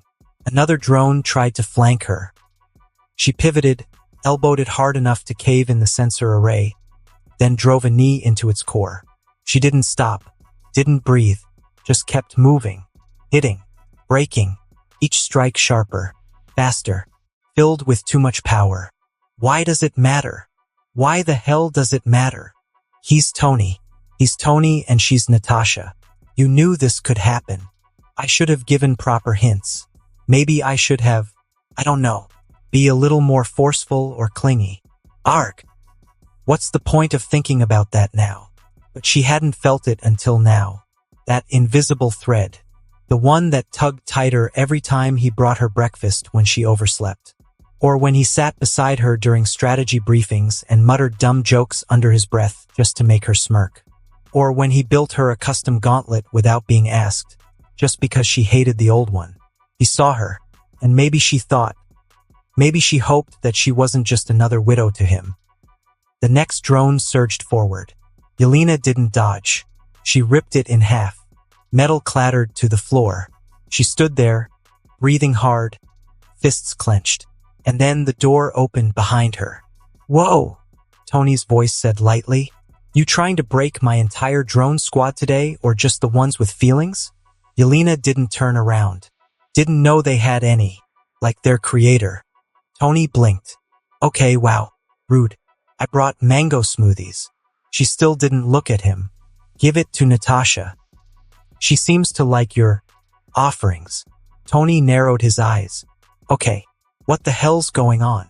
Nothing, she said flatly, brushing past him toward the exit. I just needed to hit something. Tony grabbed her wrist gently, pulling her back. Hey, talk to me. She yanked free, her glare sharp. Don't worry, Tony. I'm not jealous. Jealous? He repeated, confused. Of what? And here begins the harem. A little late, but here you go. Tony stood there, still holding the smoothie, watching Yelena's back as she tried to walk away. Jealous? He repeated. Of what? She stopped, her fists clenched, and then slowly she turned around. You never looked at me like that, she said quietly. Tony blinked. Like what? Like the way you look at her, Yelena said, each word sharp as glass. I saw you, on the floor, with Natasha. You were kissing her like she was the only person on earth, like she was gravity, like she was home. Tony's lips parted, a breath caught in his throat. I wasn't spying, Yelena continued, jaw clenched. I brought food, for you, because that's our thing, right? We do that. You joke. I roll my eyes. We eat. We train. We don't talk about what any of it means. She looked away for a second, then back. And I just keep wondering, Yelena continued, her voice rising slightly, but still steady, controlled.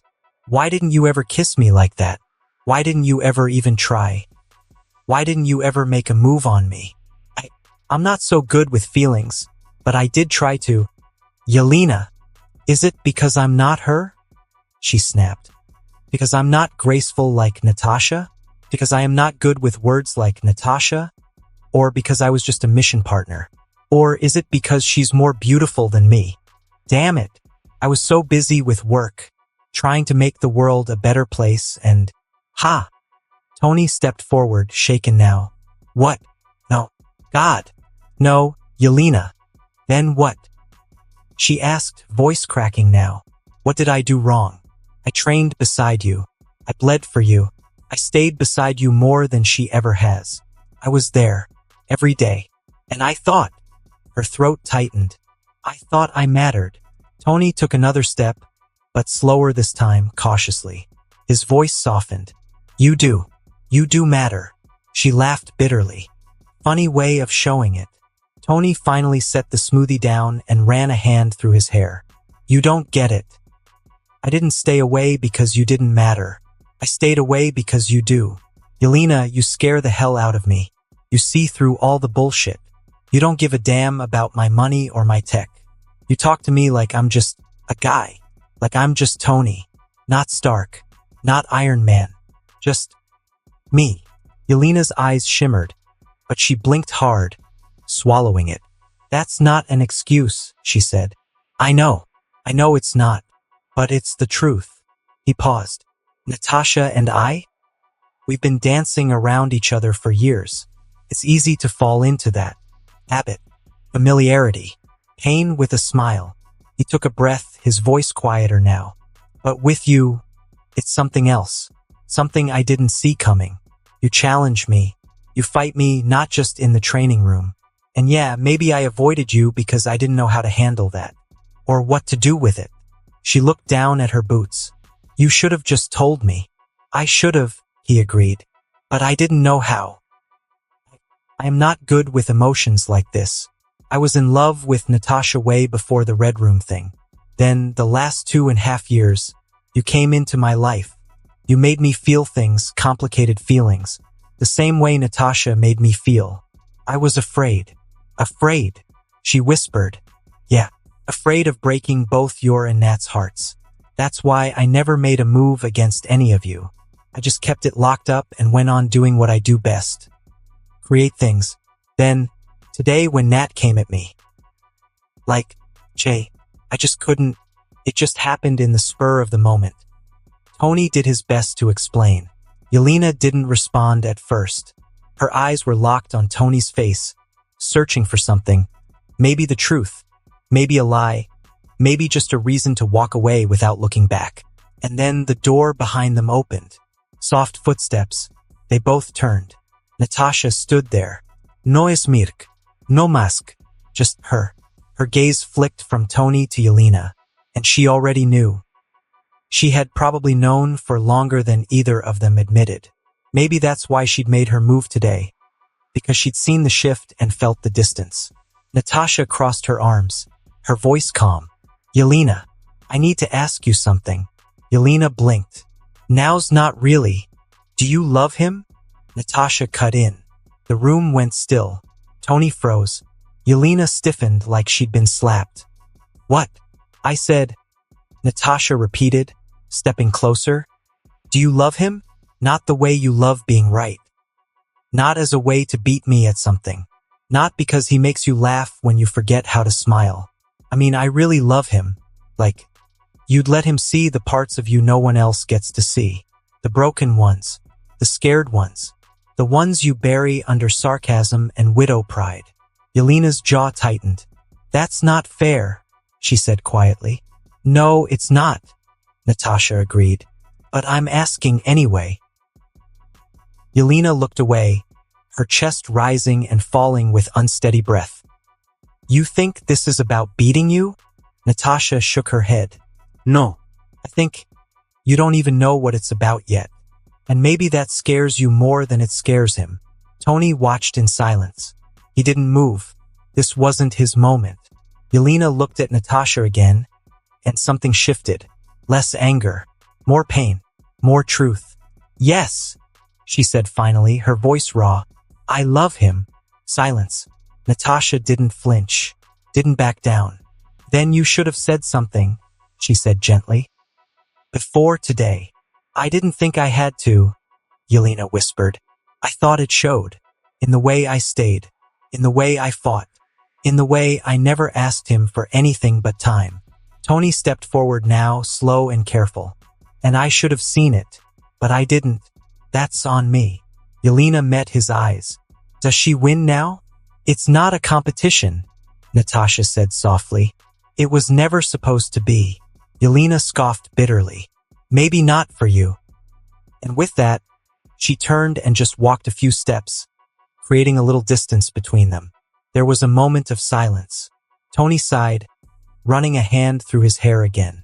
Natasha walked to his side and looked at the half-spilled smoothie still sitting on the floor. She made that for you? She asked. Every day, Tony replied. Natasha nodded once. Then quietly, she's not wrong, you know? Tony frowned. About what? You being scared of her? She said, turning toward him. Because she sees you, not the version you try to sell. The real one. Tony didn't argue. She deserves better than this mess. She deserves honesty, Natasha said.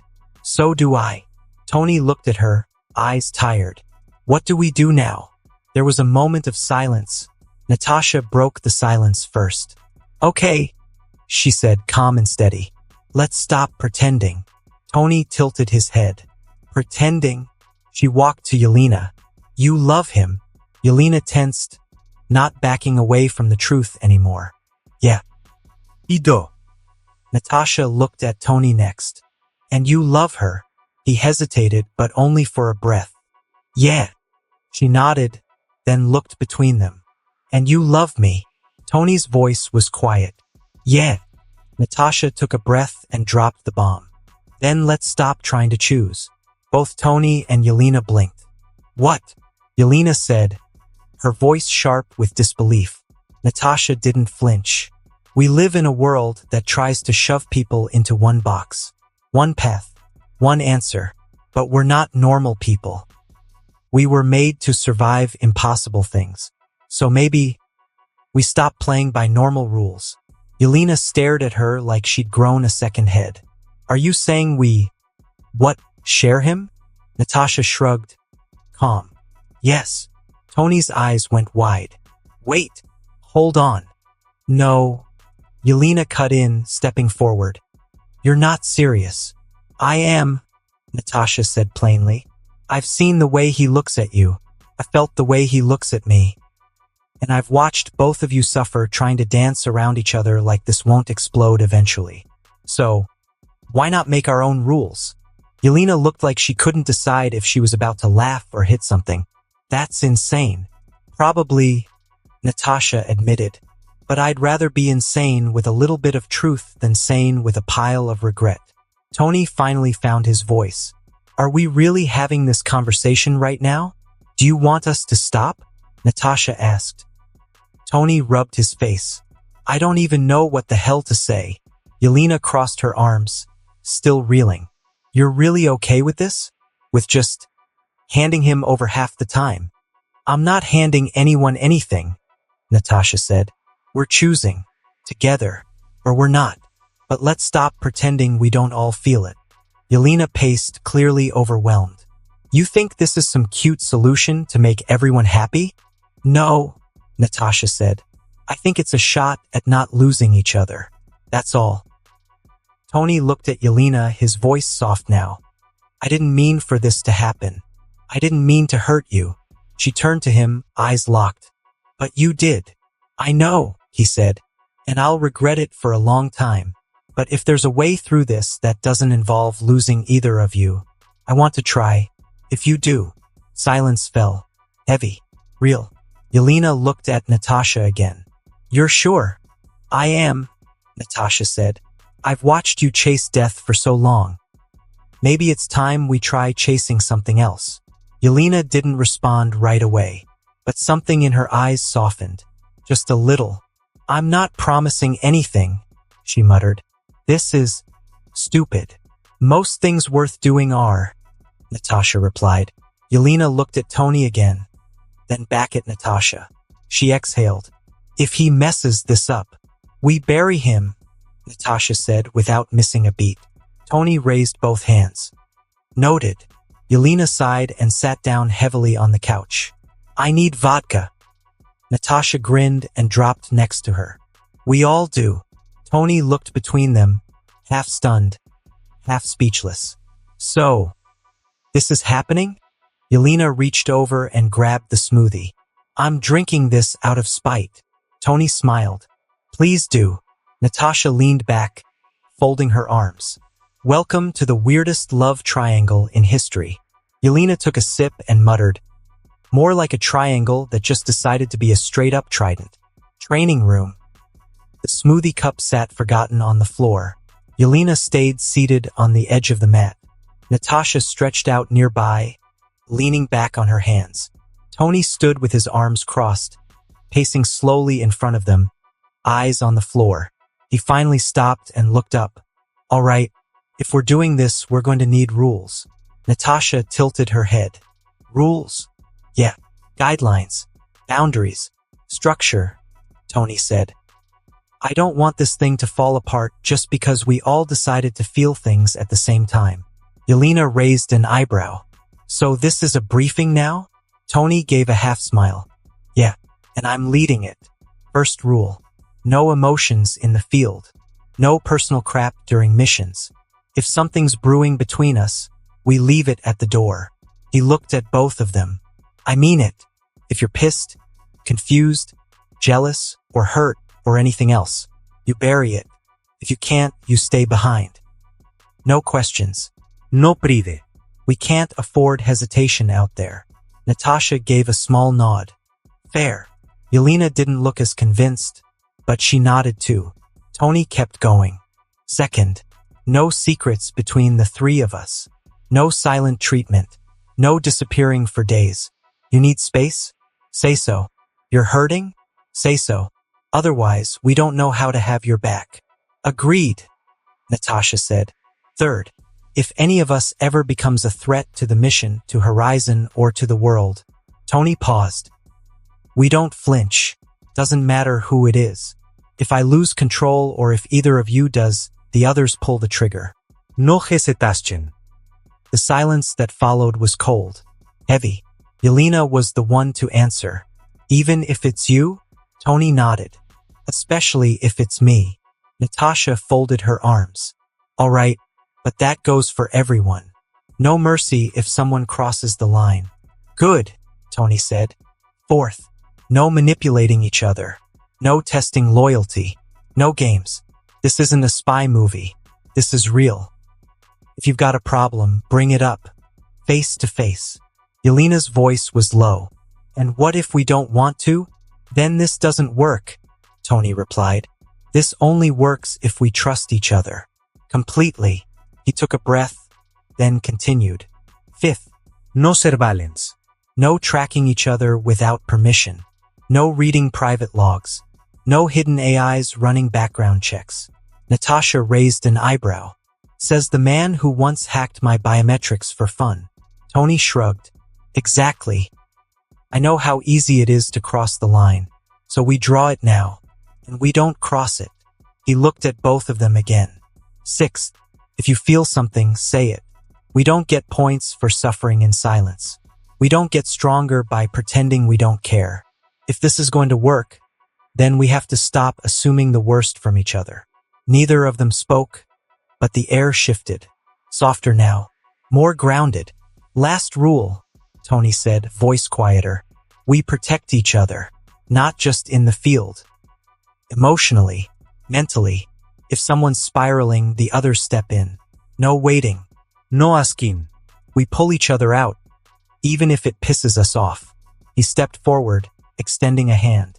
Those are my terms. You want to do this the right way? Then we all agree. Right here. Right now. Yelena stared at his hand for a long moment. Then she reached up and took it. Natasha followed. Fingers gripped tightly. Not just a gesture. Pact. No lies. No ego. No illusions. 3 warriors. 3 hearts. 1 dangerous agreement. And not a single backup plan. The handshake broke. The pact was sealed. For a moment, no one moved. Then Yelena spoke, calm but direct. All right, now that we've got the rules, I want my kiss. Tony blinked. What? She stood up slowly, brushing imaginary dust off her thighs, eyes fixed on him. You heard me. You kissed Natasha like the world was ending, like she was oxygen. I want mine. He opened his mouth, maybe to say something smart, maybe to stall, but he never got the chance. Yelena stepped forward, grabbed the front of his shirt, and pushed him straight down onto the mat with a controlled shove. He hit the floor with a surprised grunt, still processing. Before he could get a word out, she straddled him. Her legs slid over his hips, her weight balanced perfectly. Widow-trained, confident. She wasn't teasing. She wasn't asking. She was claiming. She grabbed his hands and brought them to her hips, then guided them lower. Bold, unapologetic. She placed his palms firmly on the curve of her ass and held them there. Tony's breath caught. Yelena leaned forward just enough to close the distance, her hair falling slightly forward, her eyes locked on his. No distractions. No hesitation. No comparison, she said, her voice low and even. Just me. Just you. Right now. I want to feel that look you gave her. I want to feel it for myself. Tony stared up at her. There was no mischief in her face, no false play. Just fire and hurt and want, twisted together in that beautifully dangerous way only Yelena could carry. She wasn't doing this to compete. She was doing this to be seen, to be wanted. Tony sat up slightly, closing the space between them, his hands still on her, gripping tighter now. Real, present. His voice dropped, low and honest. You've always had my attention.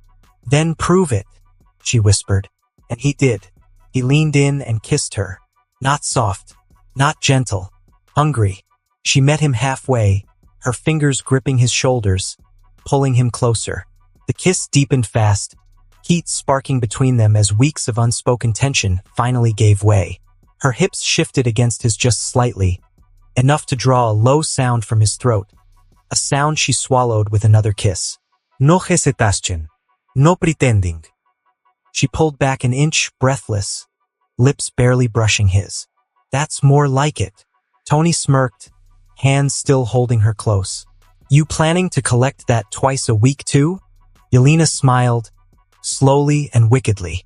Oh, stark. That was just my down payment. Behind them, Natasha coughed once. They both turned their heads slightly, not embarrassed, just aware. Natasha leaned against the wall, arms crossed, watching with a small smirk. Looks like you got your kiss. Yelena looked back at her sister. Damn right I did. Then she turned back to Tony, lowering her voice again and said, "You better be ready to keep up, because I'm not holding back. There. All clean now," she announced proudly. "Phew, you are awesome, Yelena," Tony complimented her and then turned to Natasha. "And you are one horny redhead. What can I say?" Natasha shrugged. "I've been holding back all these feelings and frustration for over 2 years. And now, I have an opportunity to finally let them out." "Well, we should have done it sooner," Yelena laughed. "If I knew it would be this much fun and so freaking good, I would have probably jumped on you earlier. It's fine. We'll have plenty more opportunities to make up for lost time," Natasha assured her. "So, whose was tighter?" Yelena looked at Natasha curiously. "What?" she asked. "Which of us has the tighter coochie? Which one feels better?" Natasha repeated her question. "Oh." Yelena blushed slightly. She then looked at Tony, and her hands grabbed his balls. "So, Mr. Stark, how does my cat compare to hers? I know I was tighter because I am younger than her." She slightly squeezed his balls with a sly smile. "Oh boy, what kind of competition will this turn into?" Tony wondered. "It was a tie," he replied truthfully. Yeah, a tie. There was no way he was going to start another war between them, and Yelena got his balls in her hand, which she was squeezing gently. But that gentle squeeze could quickly change into a painful one if he lied. "That's a sly answer, but all right. If it's a tie, then we need to do some more testing," Yelena suggested. "Don't we, Nat? I'm down for it. What do you say, Tony?" Natasha agreed with a seductive smile. "Sounds good to me," Tony answered, feeling excited already. "All right, let's wrap up the ongoing mess and then we can, test some more things." "Sounds like a plan," Yelena said as she stood up, and her legs trembled. "Shit, I think I need to sit for a while." "You okay?" Tony asked her, concerned. "Yeah, I'm fine. I just got a little dizzy for a second there, and my legs feel like jelly," she explained. "Must be because of all the excitement from earlier." The metal walls were quiet, almost too quiet. The only sound was Norman Osborn's slow, shallow breathing. He lay on the floor, chained, broken.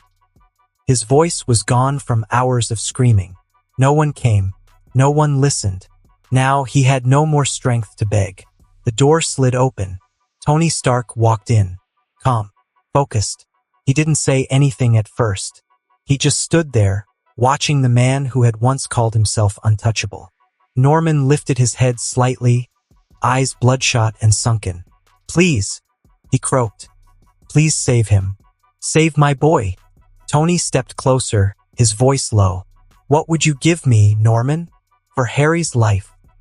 Norman tried to sit up, but the chain pulled tight around his neck. He choked and coughed, collapsing again. "Anything," Norman whispered. "Anything you want. Just name it." Tony crouched down in front of him, looking him in the eye. "I don't want money. I don't want your company. I want the truth." Norman blinked. "What?" "I want your confession," Tony said. "I want names. Every partner. Every official who backed you. Every scientist who helped you torture those people. Every secret lab. Every hidden file. You're going to tell the world what you did. All of it." Norman's lip trembled. "They'll kill me." "Maybe," Tony said, "but you still get a choice. You give me everything, I save Harry. You stay silent, I walk away." "They will kill him too," Norman replied.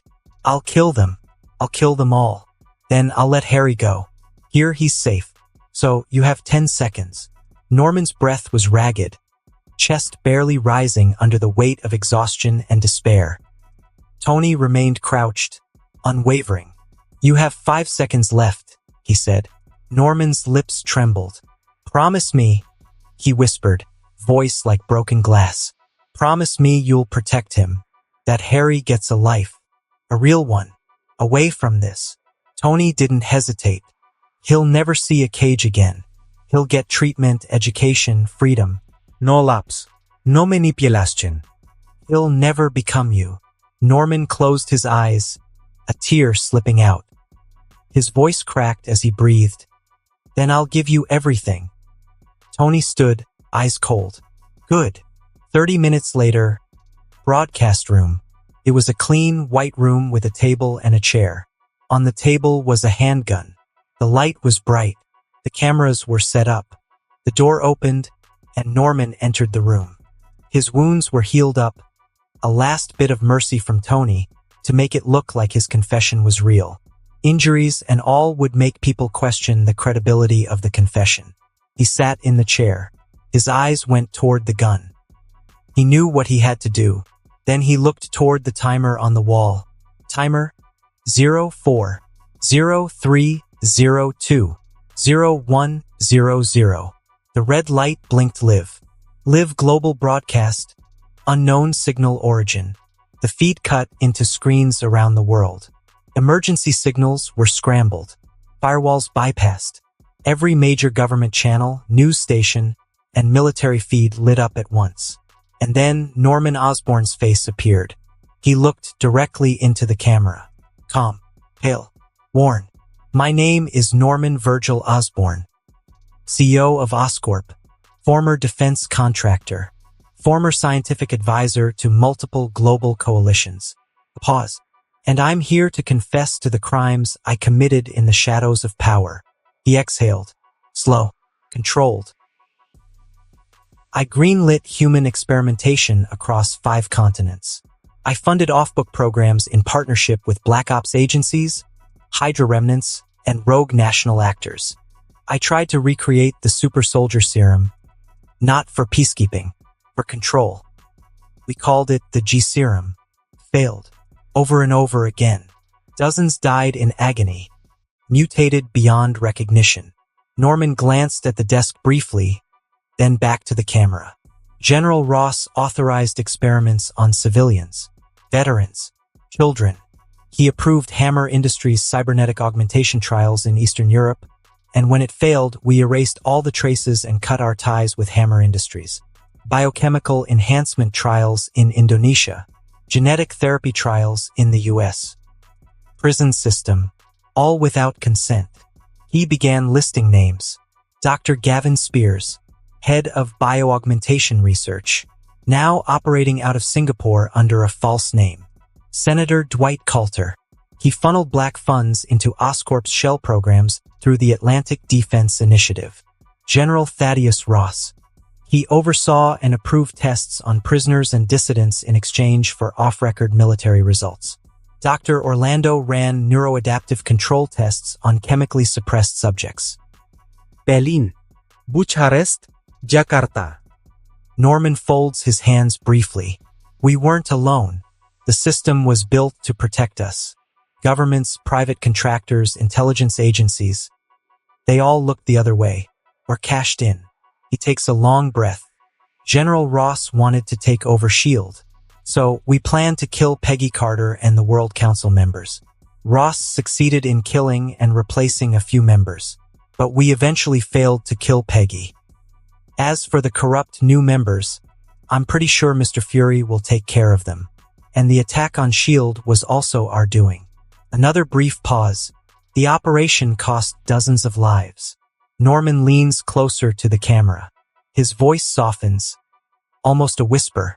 To my son, Harry, I don't expect forgiveness.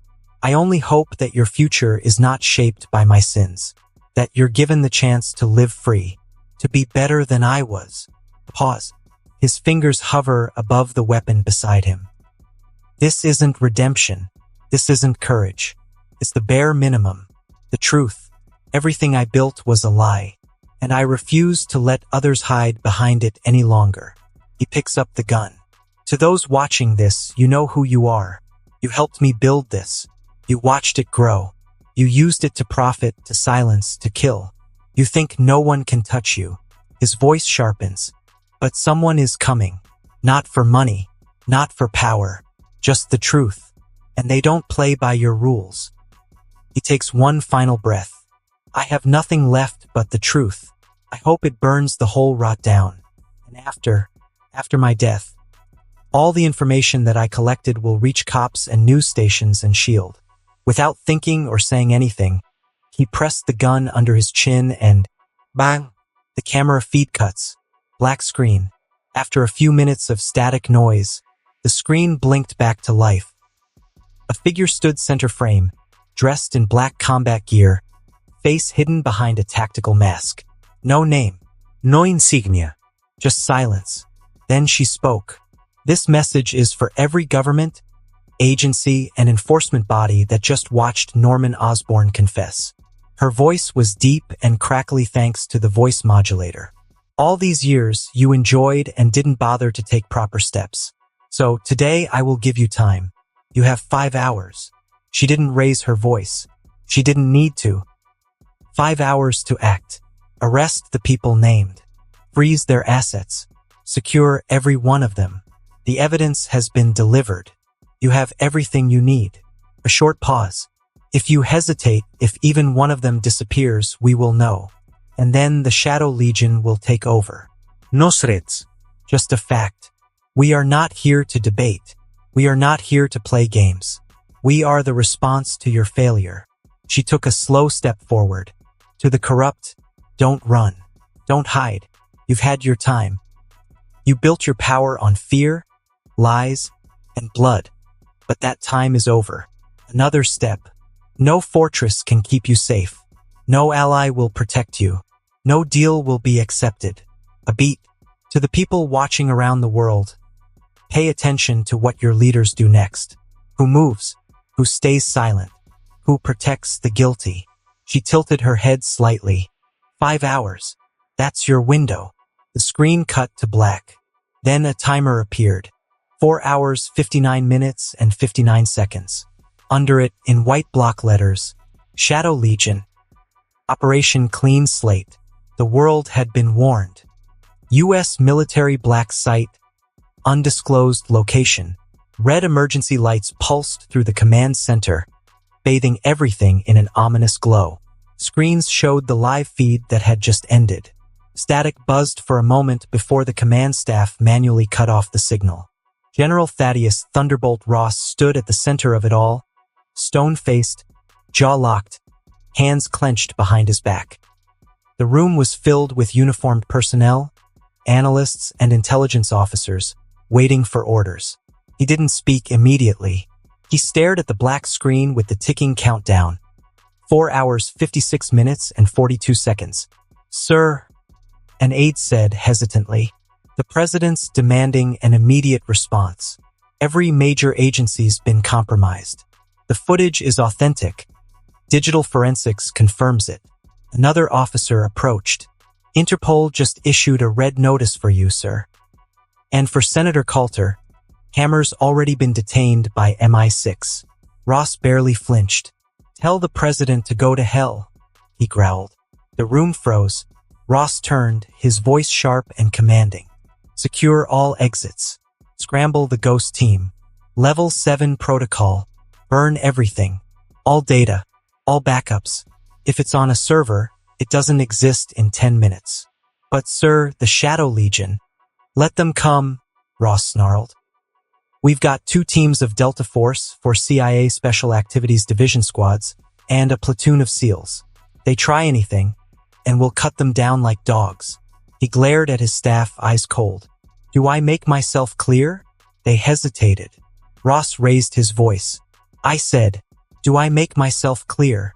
The command staff stood at attention. Yes, sir. Then what are you waiting for? Move.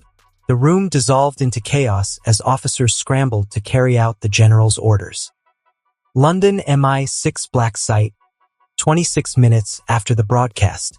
Justin Hammer sat slumped in a steel chair, arms cuffed behind his back, knees swollen and throbbing from weeks of stress, overuse, and untreated inflammation.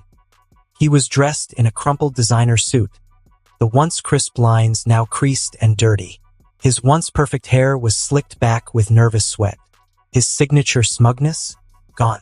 Across the table, a British intelligence officer clicked a pen 3 times, slowly, deliberately. Mr. Hammer, she said with a clipped accent. I suggest you start explaining why your name is plastered across a global war crimes confession.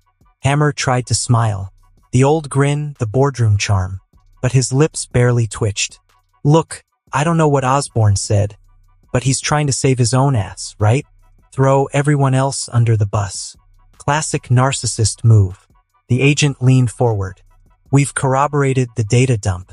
Your name's on the fund transfers. The cybernetics project in Zagreb, that was your tech. And the failed augmentation trials in Manila, your signatures on the shipment manifest.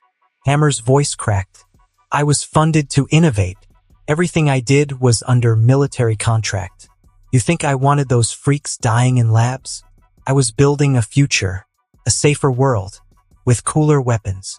He winced as he shifted, as his knees flared like fire. The agent didn't blink. You tested unapproved tech on war orphans.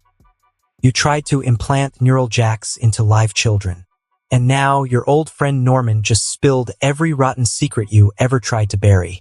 Hammer laughed bitterly. Norman was supposed to die in that lab. The Mandarin promised. He froze. Too late. The room went still. The agent arched a brow. The Mandarin? Hammer swallowed hard. No. Nothing. Too much stress. I misspoke. She stood up, walked to the mirror behind him and tapped her earpiece. Get London Cell E on Mandarin Intel recovery. Track all recent Hammercom calls. Scrub his last 48 hours. If he's lying, bag everyone he's ever spoken to. We finally have a lead on the Mandarin after all these years. Don't lose. She turned back, cool and deadly. You're not a businessman anymore, Mr. Hammer. You're evidence. Hammer slumped forward, chest heaving. Shit. A few minutes later, the room had been quiet for too long.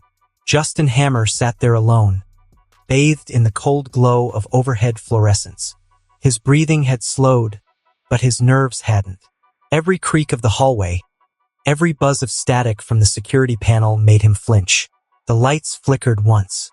He looked up, flickered again, then went out. Total darkness.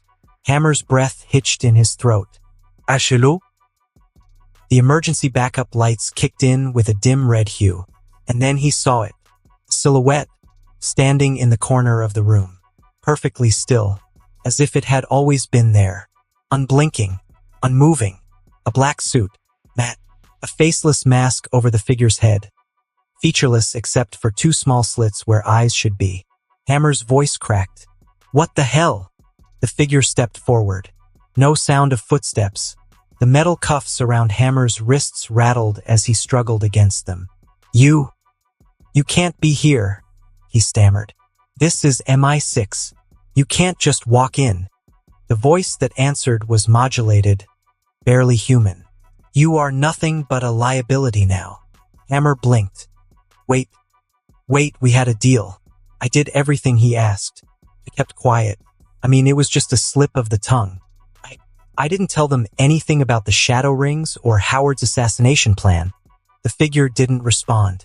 Then movement, a silver blur of light. A glint of steel arced forward, too fast for Hammer to react.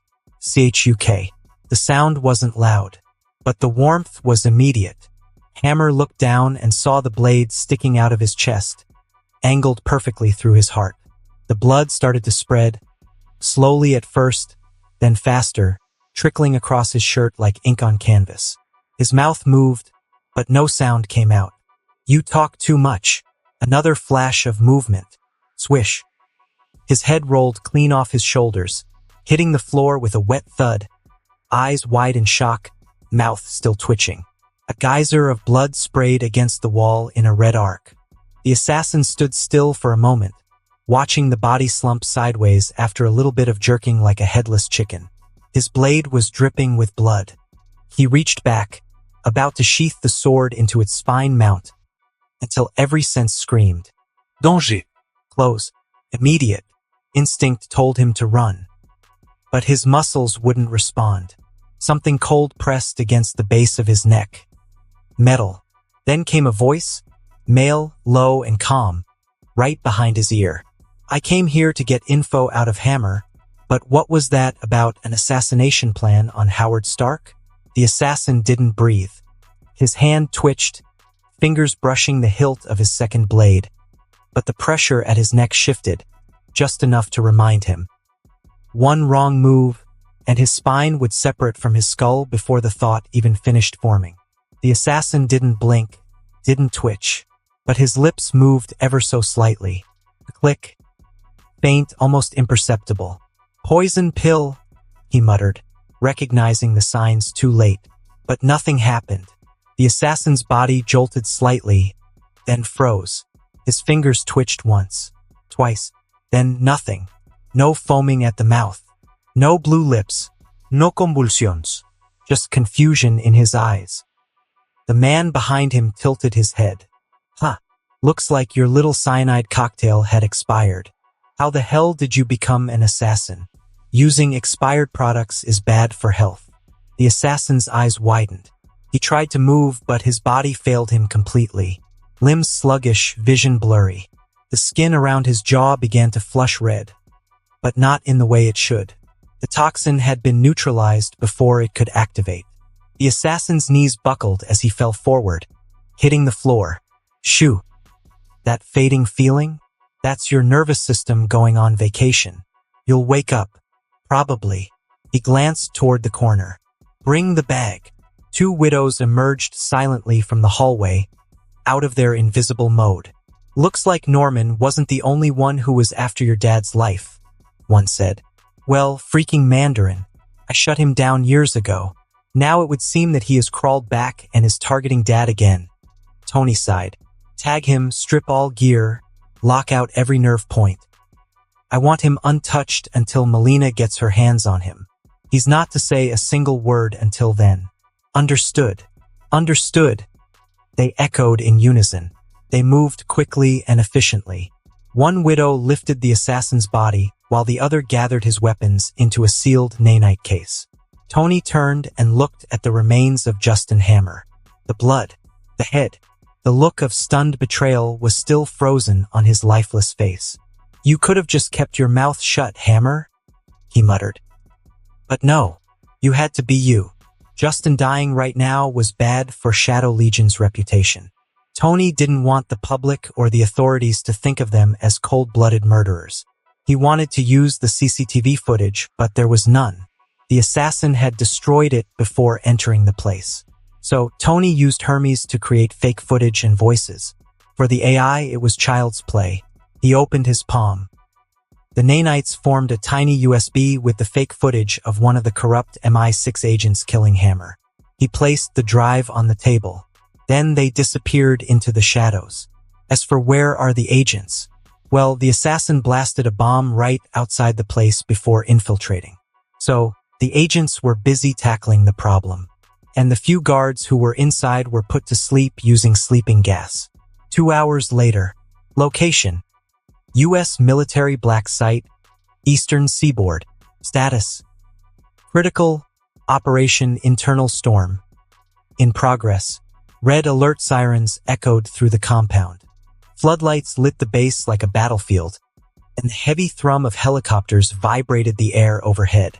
Inside the facility, a small army of military police, U.S. Marshals, and federal tactical teams moved with precision through reinforced corridors. The president's order had been clear. Bring me General Thaddeus Ross, alive, before the Shadow Legion gets their hands on him. Although no one knew about the Shadow Legion before tonight, the fact that they have found so much information about the corruption so quickly was enough to rattle them. Right now, everyone was afraid, thinking about their little misdeeds and misuse of power, and fears that they might get publicly exposed. The only way to minimize the damage was to get Ross alive and get all secret files and records from him before the Legion. Or else, the entire government will colspy if that information gets exposed. But Ross wasn't going quietly. Command Room, Level 3.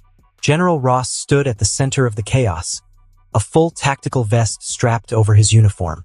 A heavy-duty custom sidearm rested in his holster, while encrypted hard drives were being loaded into a reinforced briefcase behind him. He barked into his comms. "Status on Exfil Route Bravo?" A voice crackled over the channel. "Compromised. The extraction helicopter was intercepted. We're rerouting to the secondary bunker." Ross slammed his fist into the console. Damn it! We are not losing this base. Aide. Sir, the President declared you rogue. The chain of command has collapsed. Orders are coming directly from the Oval. Ross pulled his gun and fired a round into the console beside the aide's head. Sparks exploded from the monitor. I am the chain of command. Alarms wailed. Gunfire echoed through the corridors as federal tactical forces breached the outer layers of the facility. Screams and chaos followed in their wake. Smoke, blood, the stench of gunpowder and desperation. General Thaddeus Ross paced like a caged animal. His lips curled into a sneer, eyes burning with rage. Alpha Team is down. Echoes flanked. We're bleeding, sir. Ross ignored the comms chatter. He turned to the reinforced steel vault at the back of the room, protected by biometric scanners and 6-inch titanium locks. Project Goblin. Authorized access only. He yanked the keycard from around his neck, slammed it into the reader, and shoved his thumb against the scanner. The machine whirred, clicked, then hissed as steam vented from the seals. Sir, what the hell are you doing? Barked a colonel at his side. That wing is sealed for a reason. You can't let them out. Our men are still out there. Ross pulled his pistol and shot the man in the head. No one questions me, he growled. The heavy door slid open. A wave of cold air swept over the area, and with it, the scent of rot, chemicals, death. Inside, subterranean vault Project Goblin. Rows of containment pods lined the chamber. Frosted glass, tubes and wires. Each pod held a human-shaped figure, malformed, twisted, barely alive. They were the G-Serum rejects, the failures Ross had never discarded. Mutated, rabid, kept sedated and contained in the deepest level of the base.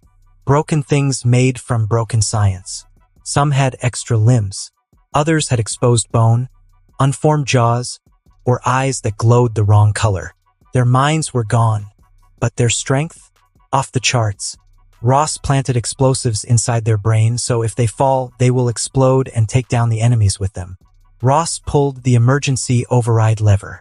The klaxon blared. Project Goblin. Containment override. Initiated. Pods hissed. Liquid drained. Locks disengaged.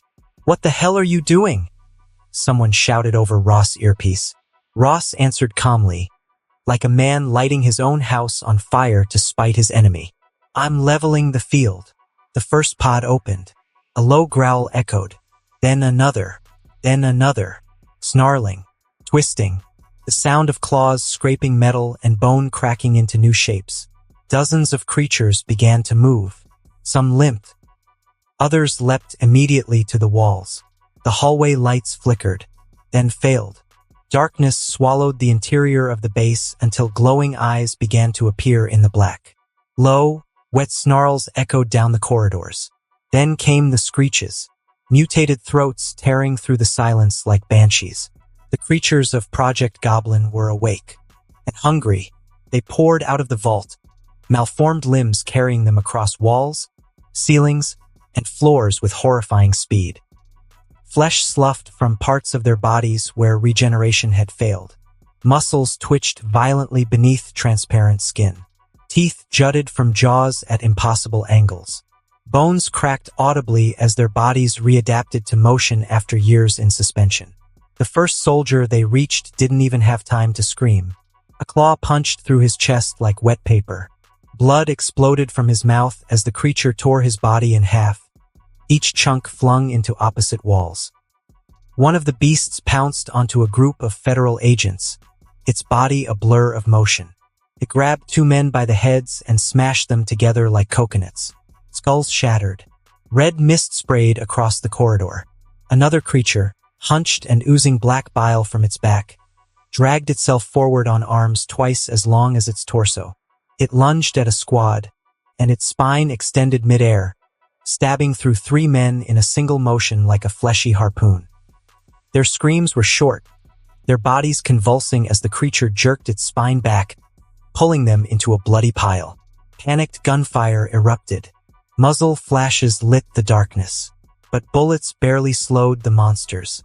One soldier unloaded an entire magazine into the chest of a snarling goblin. The thing didn't stop.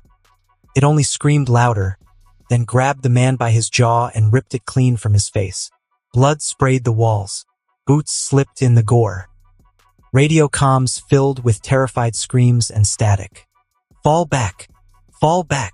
A soldier rounded the corner too late.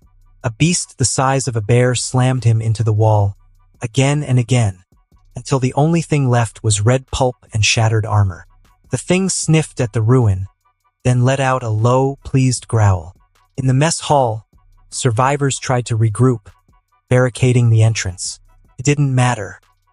One of the goblins hurled itself through the reinforced window, body twisting midair, claws outstretched.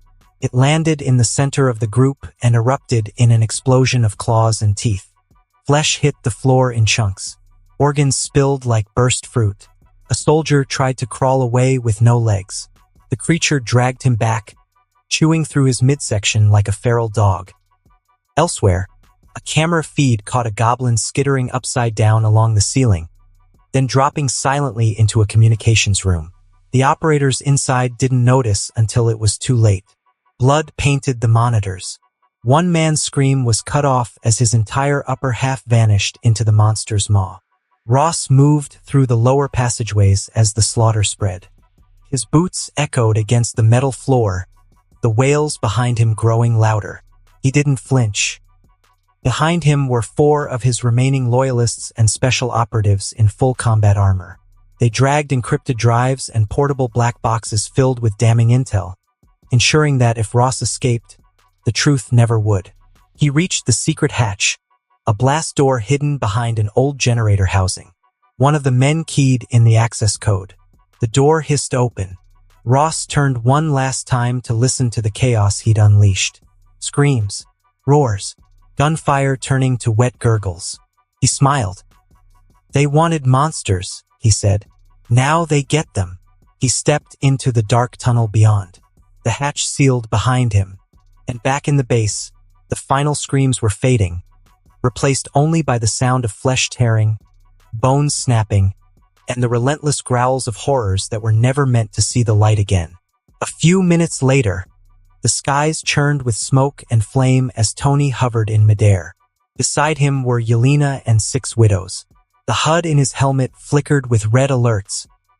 Casualty markers, biosign scans, hostile signatures.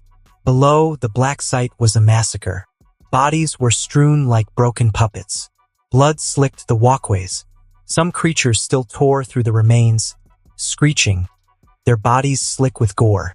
The air stank of iron and charred flesh. Tony's eyes narrowed as the scanner pinged targets. 50 hostiles. Genetically unstable. Enhanced durability. Neural detonators embedded. 30 friendly tactical assets. Condition: critical. 1 confirmed escape. Ross. Submarine class V6 breaching East Tunnel.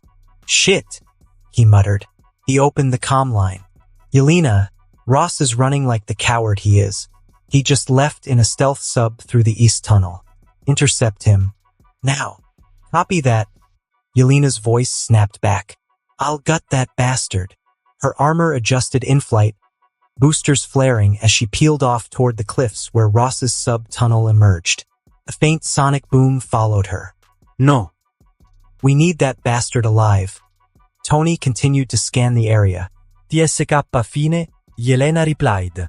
Tony turned to the rest of his team. 6 widows hovered beside him in perfect formation, their stealth-class nanite armor rippling with light distortions and bristling with advanced weapon modules. He pointed down. There are 30 survivors, 50 targets, and these freaks got bombs in their head. One headshot too hard and they'll take everyone around them with it. He adjusted his visor, recalibrating the kinetic thresholds for controlled engagements. 2 of you stay in the sky. The rest follow me. We'll fling them up in the air, and number 1 and 2 will blast them with full power. Simple, right? Let's go. He dropped from the sky like a meteor. The widows followed. Tony hit the ground with a bang, repulsors flaring to cushion the impact. the concrete cratered beneath his boots.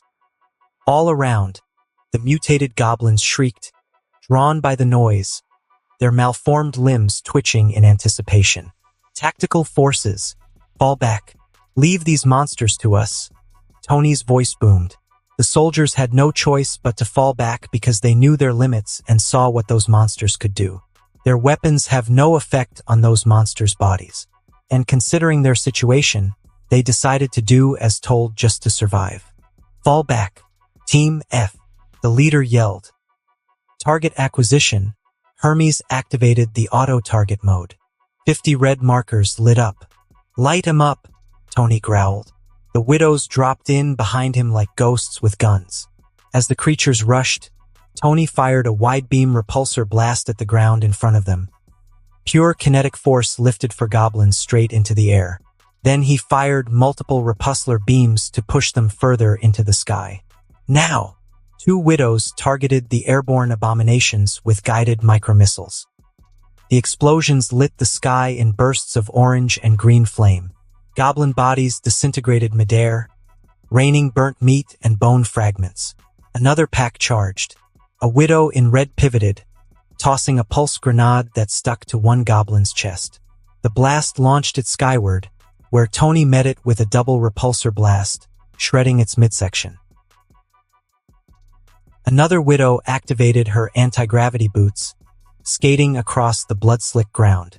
She slid beneath a lunging goblin, stabbed a plasma blade into its stomach, and kicked it up toward her teammate, who finished it with a high-yield explosive dart straight to the head. Boom! Gone. Tony's systems locked onto another cluster. 8 of them, forming a semicircle around trapped survivors. Clear the field, he ordered. 3 widows flew toward them. Their suits shifted to brawler mode. Their gauntlets turned bright red, and the suit's defense increased 5 times, and their speed increased by 2 times. In the blink of an eye, they punched those monsters into the sky. Mid-air, engage. Tony and the other 3 took to the air. Missiles streamed from their gauntlets. Each strike was surgical. Blast to dismember, detonation time just before impact to avoid triggering the neural bombs. The monsters burst like overripe fruit. Another creature tried to charge the wounded soldiers behind Tony. He didn't hesitate. He fired a high-density sonic pulse. The goblin collapsed, ears and eyes bleeding, twitching violently. A widow flew toward it with a glowing plasma sword and severed its head before kicking it into the air as Tony blasted it with his repulsor blast. Lift, blast, repeat. Toss them up. Blow them apart. One widow caught a creature mid-air with a grappling tether, spun it like a flail, and slammed it into 3 others before detonating a thermite charge on its corpse. Within 2 minutes, all the monsters died. Tony looked around. Even though he saved the remnant of the tactical force, there were so many who didn't survive. Many injured and well, too much blood and gory. TSK, that lunatic. To think he has a horde of monsters like this. There was no information about this in the system or his personal files. Probably analog storage or files. Limitation of technology. Tony activated his bio-nanites. The sea pressed in from all sides. Cold, black, crushing. A stealth-class submarine glided silently through the darkness. Its alloy skin deflected sonar. The systems ran dark. Inside, General Thaddeus Ross stood in the command capsule, flanked by his inner circle. Data crates and biohazard canisters were being sealed inside a vibration-dampened vault. 11 minutes and 38 seconds until crossing into international waters. Ross gripped a reinforced rail, eyes scanning live feeds. Blood crusted on his collar. His expression, unreadable. The final stage was in motion. Power readings steady. Jammers intact. We're clean, muttered the navigator. Ross responded only with a nod and tapped in a private command. Activate anti-tamper protocol, rear hull. Subpressure reinforcement. Engaged. Neural enforcer online. Outside widow approach. Yelena drifted in the dark like a ghost. Her subarmor mode was form-fitting, pressure rated beyond 1,500 feet, its nanite mesh adjusting with every shift in current. Jet black, hydrodynamic, and frictionless. Around her wrists, vortex microthrusters pulsed with soft blue glow. Her HUD lit up, mapping thermal residue from the sub's quiet reactor. Target, class, FCV-6 submarine, depth, 1,234 feet. Hacking impossible. Analog independent system, hull rating, grade 12 composite, no physical breach permitted. Recommend. Micro-worm port entry via secondary intake node. She smirked. Always the ducks. Yelena didn't breach the hull, not directly. She latched onto the exterior near a maintenance-grade intake node. A narrow shaft used to cycle filtered water for cooling systems. Normally sealed, but not armored like the pressure hull. The nanites on her right hand shifted, forming a spider-like device. She released a nanofilament infiltrator. It crawled into the intake shaft and deployed a localized pressure nullifier. A Stark-engineered field that simulated interior pressure just long enough to punch through without destabilizing the vessel. The device hissed. Pressure equalized. A momentary window. Yelena followed, sliding through the shaft feet first like a bullet. The field sealed behind her, maintaining hull integrity. No alarms triggered. No pressure differential to alert the sub. Inside the ship, the ambient lights glowed red. She was in Interior submarine corridor. Yelena emerged onto a vent access maintenance deck, just above the engine bay. She moved fast, silent, focused. 2 guards near the junction, standard patrol. 2 shots from a wrist-mounted silencer. Necks snapped forward. Bodies fell quietly. Her HUD pinged a warning. Combat class life form approaching Sector B3. She didn't have time to hide. She shifted her stance and drew twin shock blades. Right now, she has no reason to hide and fight. Why would she when she had so many weapons to test on those suckers? The combat enforcer entered. He was massive, genetically enhanced, and armor-covered. No insignia. No voice. A relic of Ross's private army. The freak lunged. He was fast despite his bulk. She dodged, barely, spinning beneath its swipe and slashing upward across its side. Sparks flew. No blood. Just flesh bound to Kevlar-threaded plating. Would you look at that? Goo. He grabbed her arm. She rotated with the motion, wrapping around his torso mid-spin, planting a fusion knife at the base of his skull. He roared, but not in pain. It was instinct. He charged backward, slamming her into the wall. Yelena gasped, teeth gritted, then yanked the knife out and jammed an EMP disc into the joint of his spine. BZZZZZRT.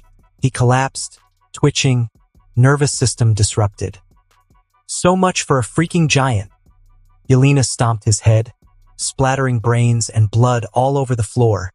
The corridor walls were smeared with streaks of blood and oil. Bodies of Ross's elite guards littered the floor in twisted piles. Some burnt, some slashed open, some crumpled like broken dolls. Sparks dripped from overhead wiring where energy blasts had overloaded circuits. Yelena moved like a force of nature, unstoppable, unapologetic. Her suit shifted modes seamlessly. One room, she used sonic dart rounds that liquefied eardrums. The next, she flicked her wrists, deploying monofilament threads that sliced through armor and flesh alike. The suit's kinetic redirection system absorbed gunfire and sent it back in calibrated bursts that turned reinforced blast doors into shrapnel. She passed 2 more guards at a choke point. One raised his rifle. Thuk-thuk. Silenced shots. Both dropped clean through the eyes. No hesitation. No merci. Yelena chuckled under her breath as a flamethrower unit popped out of her gauntlet and turned a squad of waiting ambushers into walking bonfires. Tony really outdid himself. Luckily, this sub is too well made. Everything is reinforced. Wonder if I should just snag it for us. She activated Stingray mode. The anti-grav boots reversed polarity, slamming her to the ceiling. A widow-angled shotgun unfolded from her shoulder module. She shot downward while sprinting along the overhead steel, raining death as armored soldiers scrambled and screamed. Main deck, Just ahead, she paused at the reinforced bulkhead. Two heavy turrets rotated toward her. Automated targeting. Oh, he got me toys. She didn't move. Instead, she threw a fist-sized drone forward. It bounced once, then expanded mid-air into a reflective mirror. The turrets fired. The mirror snapped up to full height, a 180-degree concave shield. The bullets ricocheted directly into the turrets themselves. Boom! Boom! Turrets down. Smoke. Silence. Ah! Hell yeah! Yelena stepped through like death incarnate. Command room. Ross sat at the helm, still calm. His guards were gone. His crew, either dead or unconscious. The only sound in the room was the low hum of the sub's engine, and the slow tap of Ross's finger on a vial of red serum. The steel doors slammed open with a hiss and a crunch of warped metal.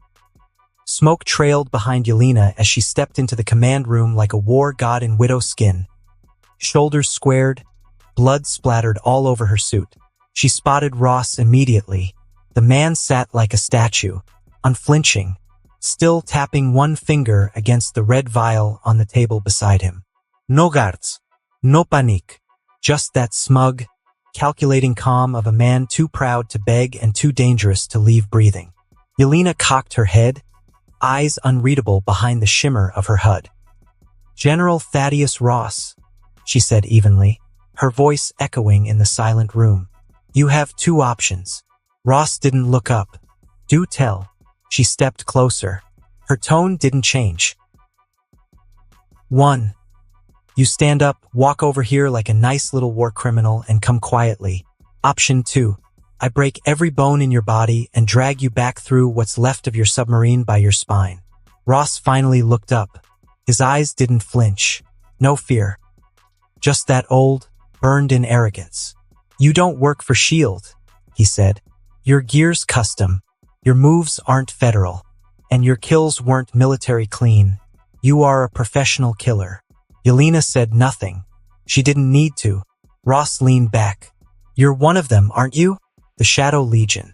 Who are you people to get in my way? Yelena kept her weapons ready. Just some sane people trying to take down a lunatic. Ross's gaze flicked to the red serum again. You think this is justice?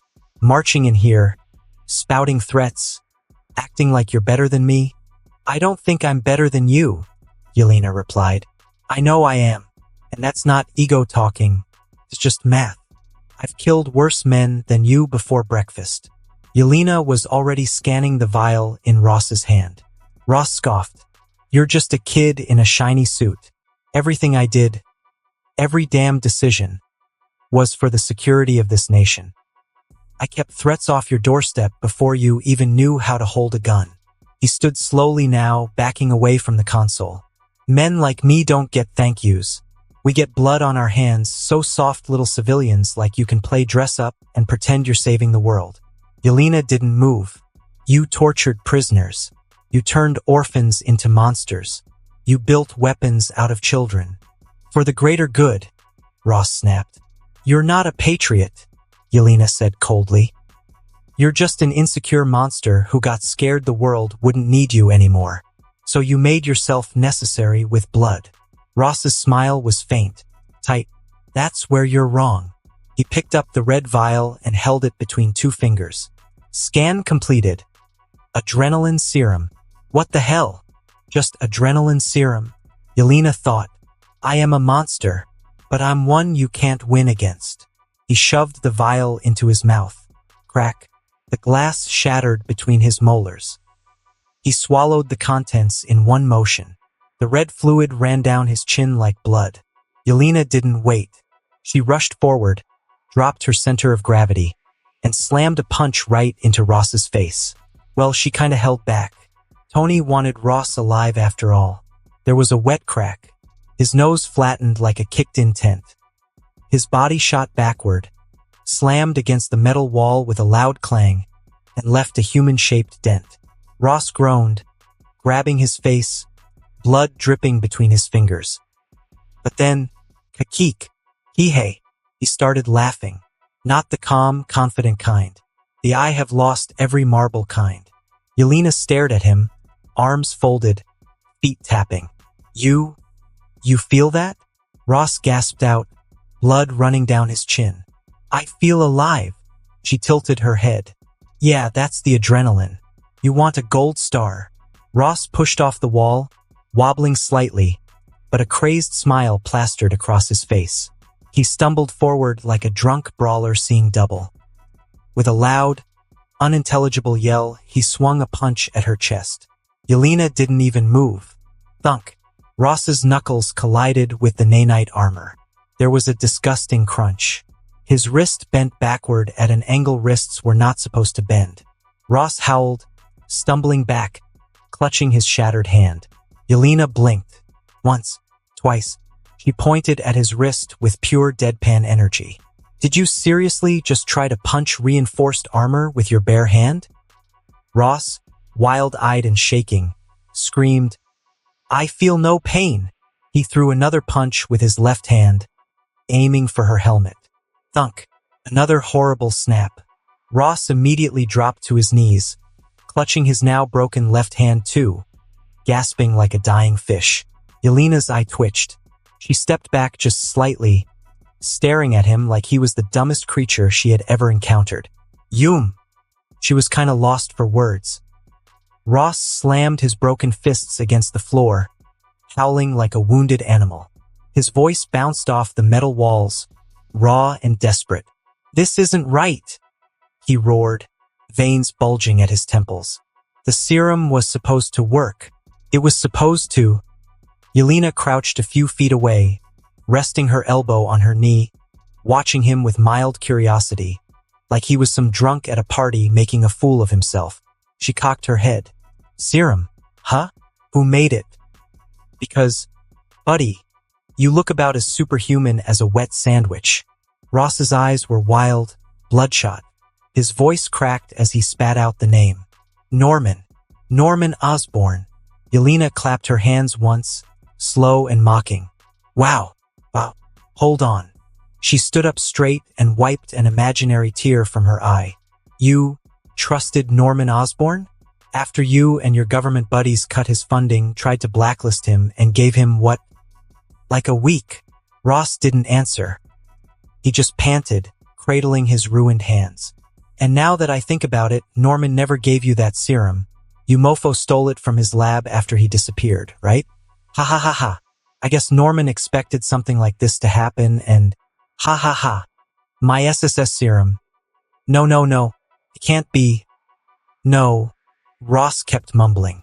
Yelena stepped closer, boots clicking against the floor. She leaned down just a little, her voice syrupy sweet. You thought the guy you stabbed in the back was gonna hand you the key to becoming the next Captain America? You seriously thought that? And you thought I, here wearing this high-tech suit with scanners and boosters of all kinds, would let you just drink a super serum without stopping you? You really are a retard. Ross glared at her through the pain, but the hatred in his eyes was dull and empty now. She smiled wider. He gave you an adrenaline shot, you moron. A cheap one, probably expired. And you drank it like it was liquid gold. She turned, pacing in a slow circle around him. Yelena has already done a double scan on Ross and his blood, just in case. Can't be too careful. But nope, nothing. He was just a regular human. You thought you were about to break the world, she said, almost kindly. But Norman, he broke you first. Just a nice, warm rush to make you feel invincible for about a few seconds. Ross shook with rage, blood dripping from his shattered knuckles. I'll kill him. I'll kill all of you. Yelena stopped behind him, her tone dropping to ice. You living under the rocks? Norman is dead, she said. You're done. You're a relic. A sad, broken old man whose own ego finally caught up with him. Ross tried to rise, tried to summon something of the soldier he used to be, but his legs buckled. He fell flat, face smashing into the cold steel floor with a wet smack. Yelena crouched next to him again, tapping the side of her helmet to activate comms. Package secured. Dumb as a rock but breathing. She paused, grinning under the helmet. Permission to kick him once? Tony's voice crackled through her earpiece, dry and amused. Just once. Don't break anything important. Yelena didn't need a second invitation. She stood over Ross, measured the angle like she was lining up a golf shot, and sent a sharp, brutal kick straight into his groin. There was a wet, pitiful grunt. His body jolted once and then went limp. Yelena tilted her head. That looked satisfying. She pulled a coil of electric rope from her belt. With efficient, almost lazy movements, she flipped Ross over, ignoring the pathetic groans escaping his bloodied lips. The rope wrapped tight around his wrists and ankles, crackling to life with a low hum as it hardened into a locking sequence. No way he was going anywhere, even if he woke up. She slung him over her shoulder like a sack of potatoes, dragging his sorry weight back toward the bridge. Sliding into the captain's seat, Yelena hacked the manual control interface. It was old school, analog heavy, a pain in the ass, but nothing she couldn't figure out with a few minutes and some creative violence toward the control panel. Sub-thrusters engaged. Yelena guided it back to the Horizon Island. Meanwhile, Ross Base. At what was left of Ross's secret base, Tony and the widows moved fast. The survivors lay scattered across the field, groaning, broken, barely alive. Some were missing limbs. Others were so deep in shock they didn't even register the world around them. Tony didn't hesitate. He activated the bio-nanite deployment system on his left gauntlet, a cloud of microscopic machines surging from his palm. The widows followed suit, directing streams of shimmering mist toward the wounded. The nanites latched onto the injured soldiers, weaving new flesh, fusing broken bones, and repairing shattered organs with a quiet, almost reverent efficiency. Within seconds, the worst of the dying stabilized. Those too far gone and who were one breath away from dying were brought back thanks to the regeneration properties in his bio-nanites. However, too many died, too much blood spilled. Tony didn't flinch. Death was still death. But the ones he could save, he did. "Tony!" one of the widows called out, pointing at the mutated humans. The remains of the mutated goblins, dead now but still radiating faint, unstable biosignatures. Tony pulled out a series of sample vials and containment capsules. Carefully, methodically, the team harvested blood, tissue, and bone marrow. Every cell could tell a story. Every cell might lead to answers about the nightmare Ross tried to unleash. Once finished, he stood back, surveying the grim harvest. The survivors from the tactical team thanked them for saving their lives. Tony asked them to take the remnants of their comrades and clear the area, which they did without a question. Within 15 minutes, they cleared the area. Tony made sure to scan each of them for blood traces from those monsters before letting them go. Then, burn them down. Don't leave a single trace of these monstrosities, Tony ordered. The widows flew around dropping incendiary grenades, burning down all the traces of mutated humans to prevent others like the government or any other shadow agency from using them to create another army of monsters. The stench of burning flesh swept over the area. They regrouped at the base's ruined command center, or what was left of it. The doors were ripped open, the inside scorched black. Terminals smashed. Servers reduced to molten slag. Files burnt to ash. Someone had cleaned house before the widows ever arrived. Tony scanned the wreckage, helmet visor flickering through layers of detection. Nothing salvageable, not even a trace. He let out a sharp breath through his teeth. Son of a bitch. He torched everything. Well, Yelena got Ross, so that's a good thing. Let's go. He turned and walked out of the command center. The widows followed. They rose into the sky as one, repulsors flaring soft blue under the dark clouds. The wind howled around them. The blood and smoke of the battlefield faded beneath their feet. The night swallowed them whole. But this war, it was just beginning. The storm above was endless. Winds screamed across the frozen wasteland, drowning the world in white. Buried deep beneath the glacier, the ancient facility stirred. Not a place of science, a place of survival, a place where rules had died long ago. At its heart, Inside a dark steel chamber lined with analog machines and humming life support units, an old man sat. The body was more machine than flesh now. Spinal tubes, metal ribs, synthetic blood is circulating through plastic veins. But his mind was sharp, too sharp. He watched the monitor. Lines of information scrolled across the cracked screen. News feeds, intelligence reports, satellite intercepts, emergency communications. Oscorp executive, dead. General Thaddeus Ross, captured. Unidentified hostile force, detected. He leaned closer. Grainy footage played. Black armored figures moving with terrifying speed. Nanite clouds healing the wounded. Metal and flesh fused together in ways he had only theorized, never achieved. He slowed the footage. Frame by frame. The armor. Too advanced. Not military. Not Oscorp. He froze the frame and sat back. Mind racing. Decades. No, a century of work. Attempts to merge man and machine. To create hybrids that wouldn't rot, wouldn't die, wouldn't betray. And now, someone had done it. Someone had built what he had only dreamed. No, they did it even better. His machines whirred louder around him as his heart rate spiked. The life support systems pumped faster, trying to keep pace with the surge of adrenaline his failing body could barely survive. Phew! Things just got interesting. Horizon Island, Command Deck.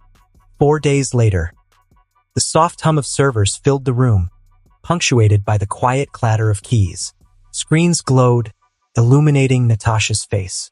Her expression was calm and focused, and she was happy to be of help. While others were handling things outside, she was doing some hacking from the base. Behind her, Hermes hovered silently in projection mode, sifting through thousands of live feeds, encrypted databases, and shadow accounts. Target 432B, Cayman Islands Shell Corporation. Linked to Senator Coulter, Hermes intoned. Natasha's fingers moved like blades over the holographic keyboard. Within seconds, she bypassed the firewall, cracked the secondary encryption, and exposed the ledger hidden behind 6 layers of dummy fronts. "Got you, you rat," Natasha muttered. With a few quick taps, she rerouted the funds, washed them clean through humanitarian organizations, small startup ventures, and obscure tech firms Tony discreetly owned. Within 5 minutes, the black money vanished from the dirty accounts and reappeared in the coffers of Horizon Island. Clean, untraceable, legal. Hermes spoke again, voice crisp. Target 267X. Offshore accounts linked to former Oscorp board members. Funds, $2.7 billion USD. Status, frozen by Interpol request. Natasha smiled thinly. Not anymore. She unleashed a code worm designed by Tony himself that bypassed the freeze by mimicking a diplomatic immunity protocol.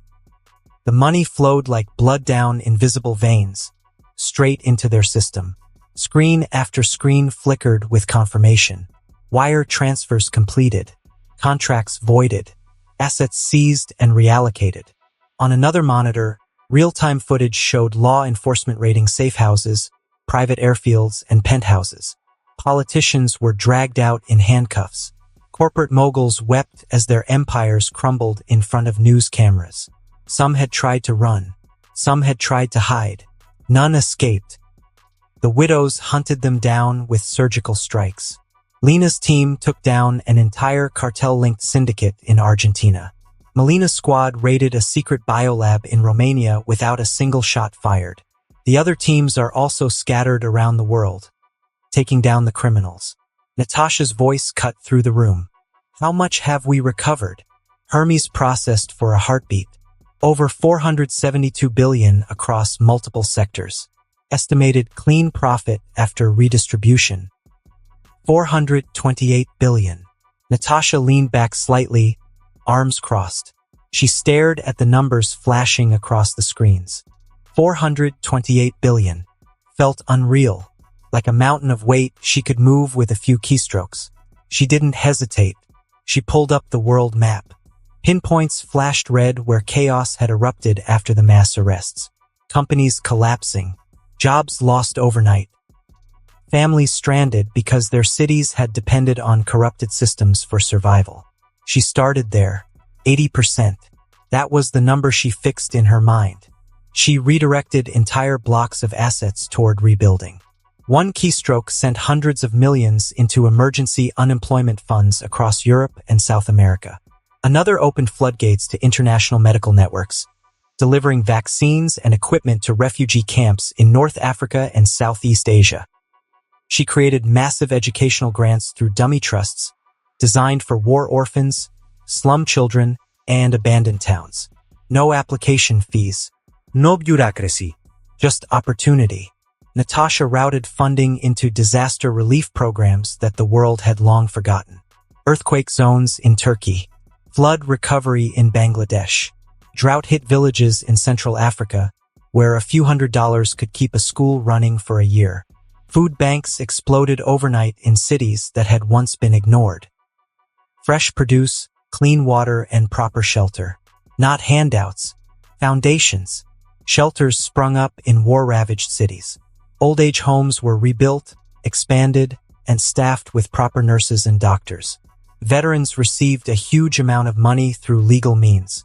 Entire homeless communities were moved into newly built centers with jobs, training, and dignity. Every few seconds, another wire transfer flicked across the world. Not hidden, not silent, anonymous but undeniable. Wherever the money appeared, people noticed. A mother fed her starving child for the first time in weeks. A wounded soldier walked again. A refugee found a home that wasn't a tent and a number tag. Natasha sat still as the map shifted from red to green. Tiny lights of hope blooming across the dark surface of the earth. For the first time in what felt like forever, her hands weren't stained with blood.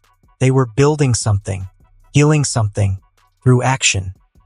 Real, visible, unstoppable action. She closed her eyes for a moment, and for the first time in her life she felt it. Not adrenaline, not survival, not cold duty. Satisfaction. A weight lifted from her shoulders that she hadn't even realized she carried. This was redemption. Natasha smiled. Not the practiced, weaponized smile she'd worn for years. A real one. She leaned back in the chair, staring at the rising green dots across the planet, and whispered to herself, voice soft, steady, sure. This time, we did it right. Behind her, Hermes quietly flickered a holographic screen to life. Shadow Legion, Global Influence Map. Status, active. Humanitarian Index. Surge plus 312%. The world was changing. A few minutes later, the door slid open with a soft hiss, and Tony stepped inside. He just walked up behind her and wrapped his arms around her waist, pulling her gently into him. His chin rested on her shoulder as he pressed a soft kiss to her cheek. Natasha didn't flinch. She leaned into him, letting her head tilt slightly, eyes still watching the map on the screen. Green lights flickered like stars across the world.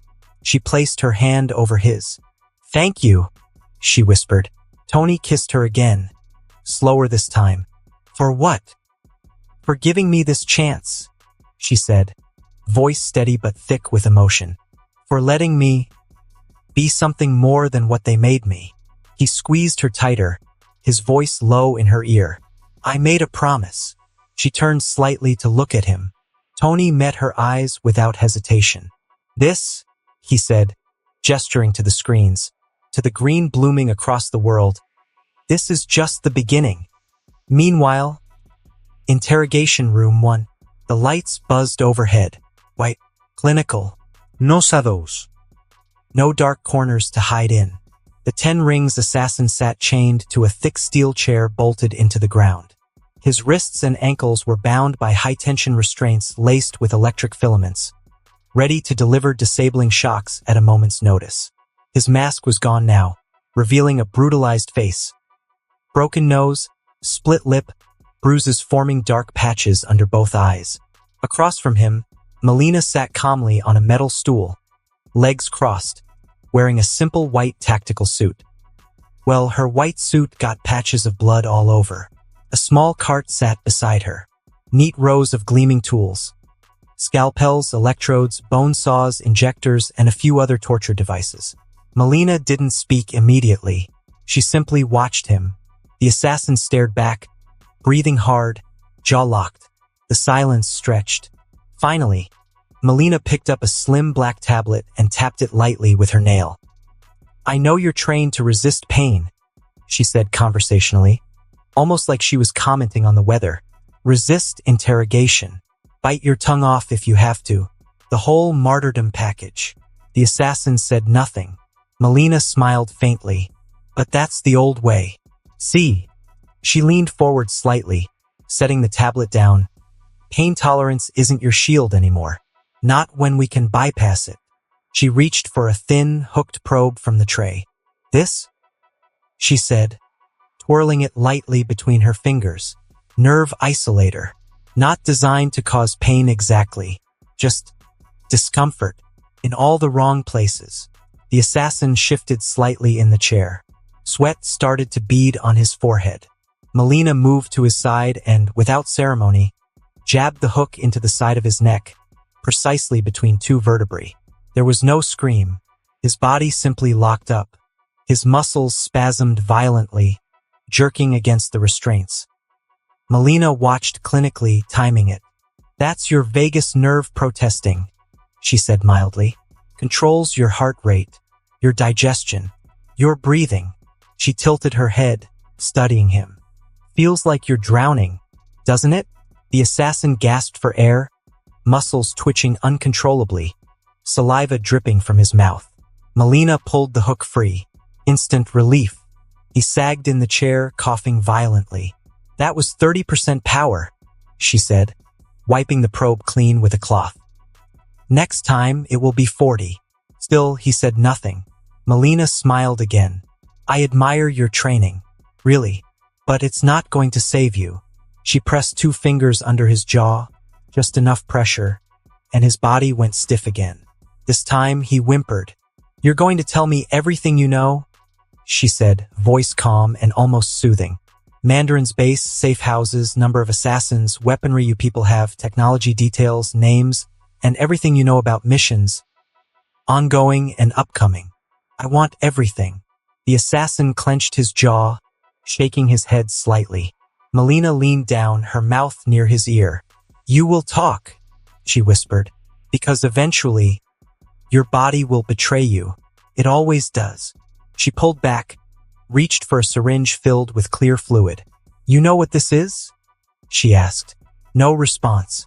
She injected it into his neck.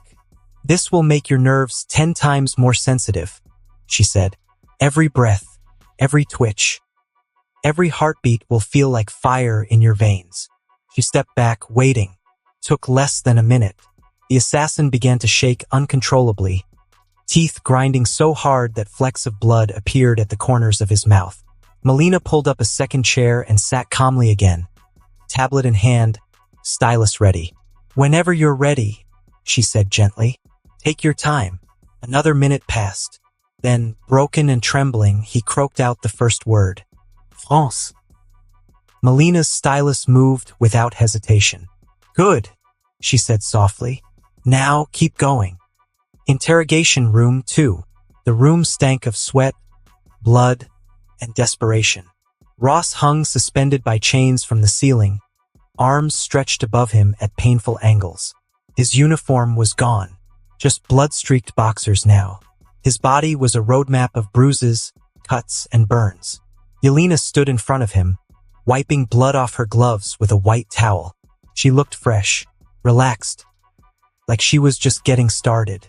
Ross lifted his head weakly, one eye swollen shut. His breathing was shallow, raspy. "For days," Yelena said, tossing the towel aside. "For days, General. You're tougher than I gave you credit for." Ross tried to sneer, came out as a pained grimace. "You think this will make you better than me?" Yelena chuckled, low and cold. "What the hell are you babbling on about? That wasn't the correct answer." She pulled up a chair and straddled it backward, resting her arms on the backrest. "You know the drill, Ross. Names, accounts, safe houses, LUPs, everything. You give it to me, and maybe, I'll let you live long enough to die in a real bed instead of on this floor. Ross spat a wad of bloody saliva at her feet. Yelena didn't react.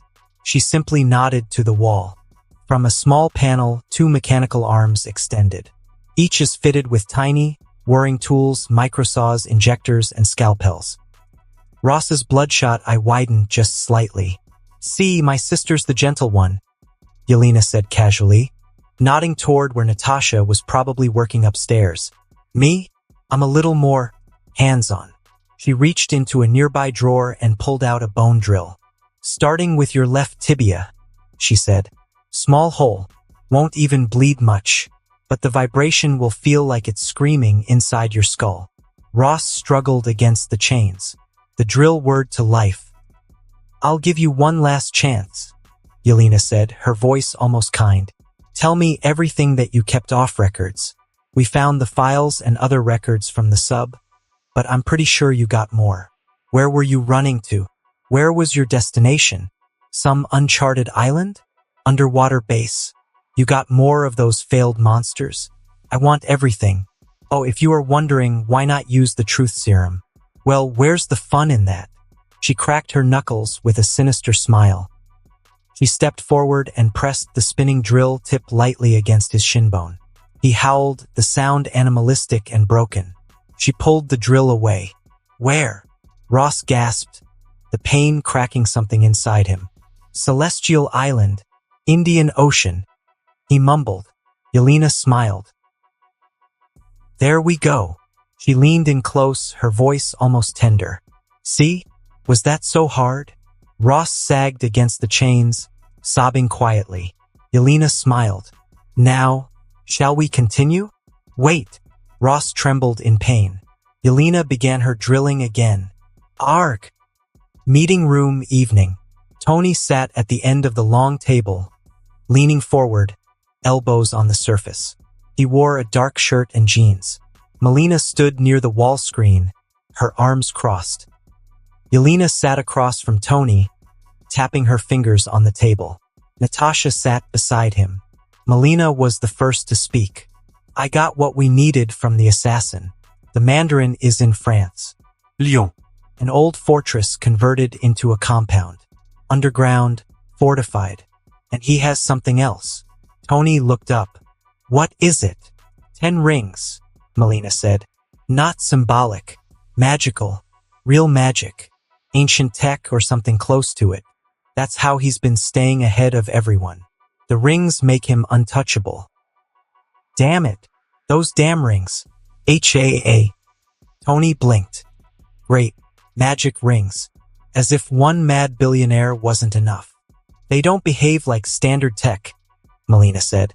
"The assassin said he watched the Mandarin melt a steel tank with a wave of his hand, then survived a missile to the face like it was nothing." Tony nodded slowly. "We'll figure it out. Thanks, Melina." Then Yelena spoke. Her tone was clipped. "Ross gave me everything. 3 sealed bunkers in New York, full of mutated freaks. Failed experiments. They're still active. And worse, he was planning to use them on S.H.I.E.L.D. and use that incident to take over." Tony's jaw tightened. "But that's not all," Yelena added. "He has a place, a base, Celestial Island, somewhere in the Indian Ocean. I tried to find it. No luck. Satellite scans came up blank. Ross said it's not just an island. He said, it's a giant alien rock." Tony's eyes widened. Natasha noticed. "You know something." Tony sat back slowly, mind racing. "Yeah." Ido. He pulled up another screen and typed quickly. Images flashed. Giant stone structures, red glowing rock, massive formations. He discovered it a few months back while testing his remote armor and drones. That island is not just an island. It's the body of a celestial named Tiamat. He tried to emerge from the earth, but the Eternals stopped him, turned him into stone. Now, his body just sits there in the middle of the ocean. Natasha frowned. "Wait, celestial? Eternals? Who are they?" Tony looked at her. "Big cosmic beings. Think gods. But weirder. They plant seeds inside planets. When the planet reaches a certain point of evolution, the seed hatches and a celestial is born. Earth was one of those planets. But the Eternals, who were supposed to protect us, turned on their mission and stopped it. That's why Tiamat stuck. Half-formed. Wow! Wait a sec. Yelena's eyes widened. Like real gods? You mean heaven and hell are real? Well, yeah, like gods, considering their insane power. As for heaven, I don't know much, but as for hell, yup. Hell is pretty real and worse than what those fantasy books say. Tony explained briefly. Yelena's eyes narrowed. And Ross set up a base on it? That insane sucker. What if it suddenly wakes up? Yeah, Tony said. And if he knew what that island really is, then he's way ahead of the rest of the world. That place is rich in natural adamantium. Stronger than vibranium. The whole island is sitting on that stuff. And don't ask how I know it. Natasha crossed her arms. So why hasn't anyone else taken it? Tony leaned back in his chair. Because almost no one knows what it is. Ross kept it quiet. Probably only told a handful of people. That means if we move fast, we can take it before it becomes another war zone. Melina nodded. What's the plan? Tony looked around the room. The map zoomed in on the Indian Ocean. We'll handle Mandarin later. Right now. He turned to Natasha. You are behind the computer again. Make 3 teams and take down those bunkers. Yelena, smash up Ross. Use truth serum if needed. Find out who else knows about that island. Take them out if necessary and start an expedition with the researcher team. Melina. He pulled up a map of the Arctic region with a big red circle on it. Take a team.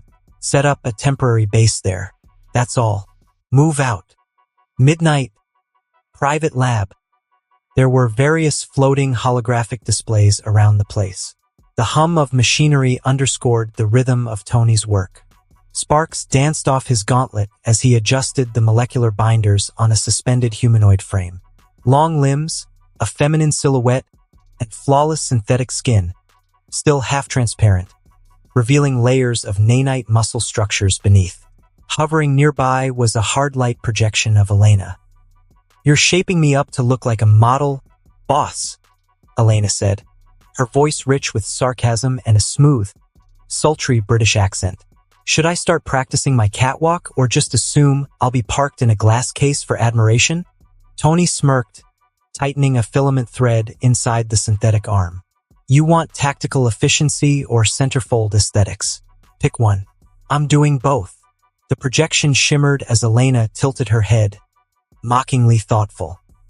I suppose you want me to say tactical efficiency, but you've been sculpting these hips like they owe you rent. Tony raised an eyebrow. You said you wanted full articulation. That includes balance and weight distribution. Hips happen to help. Meme hash meme Elena replied. You didn't need to make the cheek implants modular, Tony. Everything's modular, Tony muttered. That's the point. You want to switch chassis mid-mission. I'm not going to stop and unscrew your butt panel. The AI let out a low laugh. God, I've missed this kind of banter. You are having too much fun, aren't you? And there's poor Hermes, your senior, without a body. Feel sad for the guy, Tony said with a low chuckle. Elena flickered into a lounging pose midair, reclining on an invisible surface with one arm behind her head, the other playing lazily with a floating string of light. She said, Legion has armor and suits. Hermes is just like, that oldie can control everything. But I was made for versatility. So, my performance will increase by multiple folds with a new body. Yup. Now, let's select your hairstyle and iris color. Tony kept customizing the body as if he were playing Sims. You always know how to make a girl feel special, boss. Custom nanite muscle systems, seamless sensory feedback matrix, modular everything. Elena chimed in. And if my calculations are right, you are going to use the natural adamantium in place of vibranium, right? Yes, he replied. Vibranium's flashy and rare, yeah. But natural adamantium from a dead celestial's body? That's the real deal. Indestructible. stable at the molecular level under nearly any conditions. No degradación. But I still gotta run experiments on it since I don't have much info on how different it will be from the adamantium I know. Well, if things go right, I'll weave it through your skeleton and core plates. Reinforce the whole structure. Tony activated a deeper scan across Elena's synthetic frame. Sparks crackled softly. A mechanical arm descended from the ceiling, laser measuring the flex points of the nanite-woven muscle layers. Elena stretched one leg experimentally on the support cradle, testing torque resistance. And what about combat input routing? You said you'd add that cognitive reflex layer. Tony nodded, not looking up. Already integrated. You'll have a neural latency response under 0.03 seconds. That's faster than most enhanced operatives. Elena's projection glowed with a touch of amusement. So I'm officially faster than Natasha. She still hits harder, Tony muttered. Well, depending on the suit. A second projection popped in near the terminal. Hermes, flickering in with a restrained, minimalist form. No body, just a floating core of light and a neutral tone. I would like to remind you, Hermes said dryly, that having no limbs is not equivalent to lacking contribution. I am currently monitoring 164 ZB global data streams, 6 satellite trajectories, and 3 hostile AI signatures, which I just snubbed. Elena replied with a mocking tone. And yet you still sound like a butler with no hobbies. Hermes responded without emotion. Efficiency requires no flair. Tony shook his head with a grin. You two keep flirting. I'm going to weld your operating systems together and call it an accident. Elena tilted her head. Tempting. But let's keep our code bases separate until at least the third date. Meanwhile, location. SHIELD HQ, Washington, D.C. The command center buzzed with controlled chaos. Dozens of agents moved through the halls like ants in a disturbed colony. Emergency meetings were non-stop. Alerts poured in by the minute. The global infrastructure of power, wealth, and influence was collapsing under the weight of exposed corruption. At the heart of it, inside the primary war room, 4 of S.H.I.E.L.D.'s most formidable minds sat around a circular display table. Nick Fury, Howard Stark, Peggy Carter, Hank Pym. On the screen before them, red pins covering every continent. Labels blinked in and out. Arrested, dead, assets seized, missing. Fury stood with his arms crossed, the lines on his face deeper than usual. 2 senators have committed suicide in the last 24 hours. One tried to flee with a private security team, but somebody intercepted them in midair. Now there's no wreckage. Just nothing. Howard sipped black coffee, frowning as he scrolled through a data tablet. This kind of coordination doesn't come from amateurs. This wasn't just whistleblowing. This was surgical, weaponized leaks. Not a hacker with a conscience. Someone with a plan. Peggy leaned forward. We've confirmed over 300 illegal Black Ops operations dismantled in 3 days. Laundering trails burned to ash. Medical experiments exposed. Whole research labs gone dark. Hank tapped his fingers on the table, irritated. You call that a mess? That's divine intervention with military efficiency. This was someone with global infrastructure, elite field assets, and tech that no government has access to. Not even us. Fury grunted. You mean someone like us? No, Howard said finally, lifting his eyes. Someone smarter. They all turned to him. Peggy raised an eyebrow. What are you thinking, Howard? Howard set the tablet down slowly. As I said before, this group is really pro. They left no trail. Money rerouted through humanitarian fronts. Surgical strikes with no civilian casualties. Shadow Legion. Huh? Advanced suits with weapons beyond anything we have ever seen.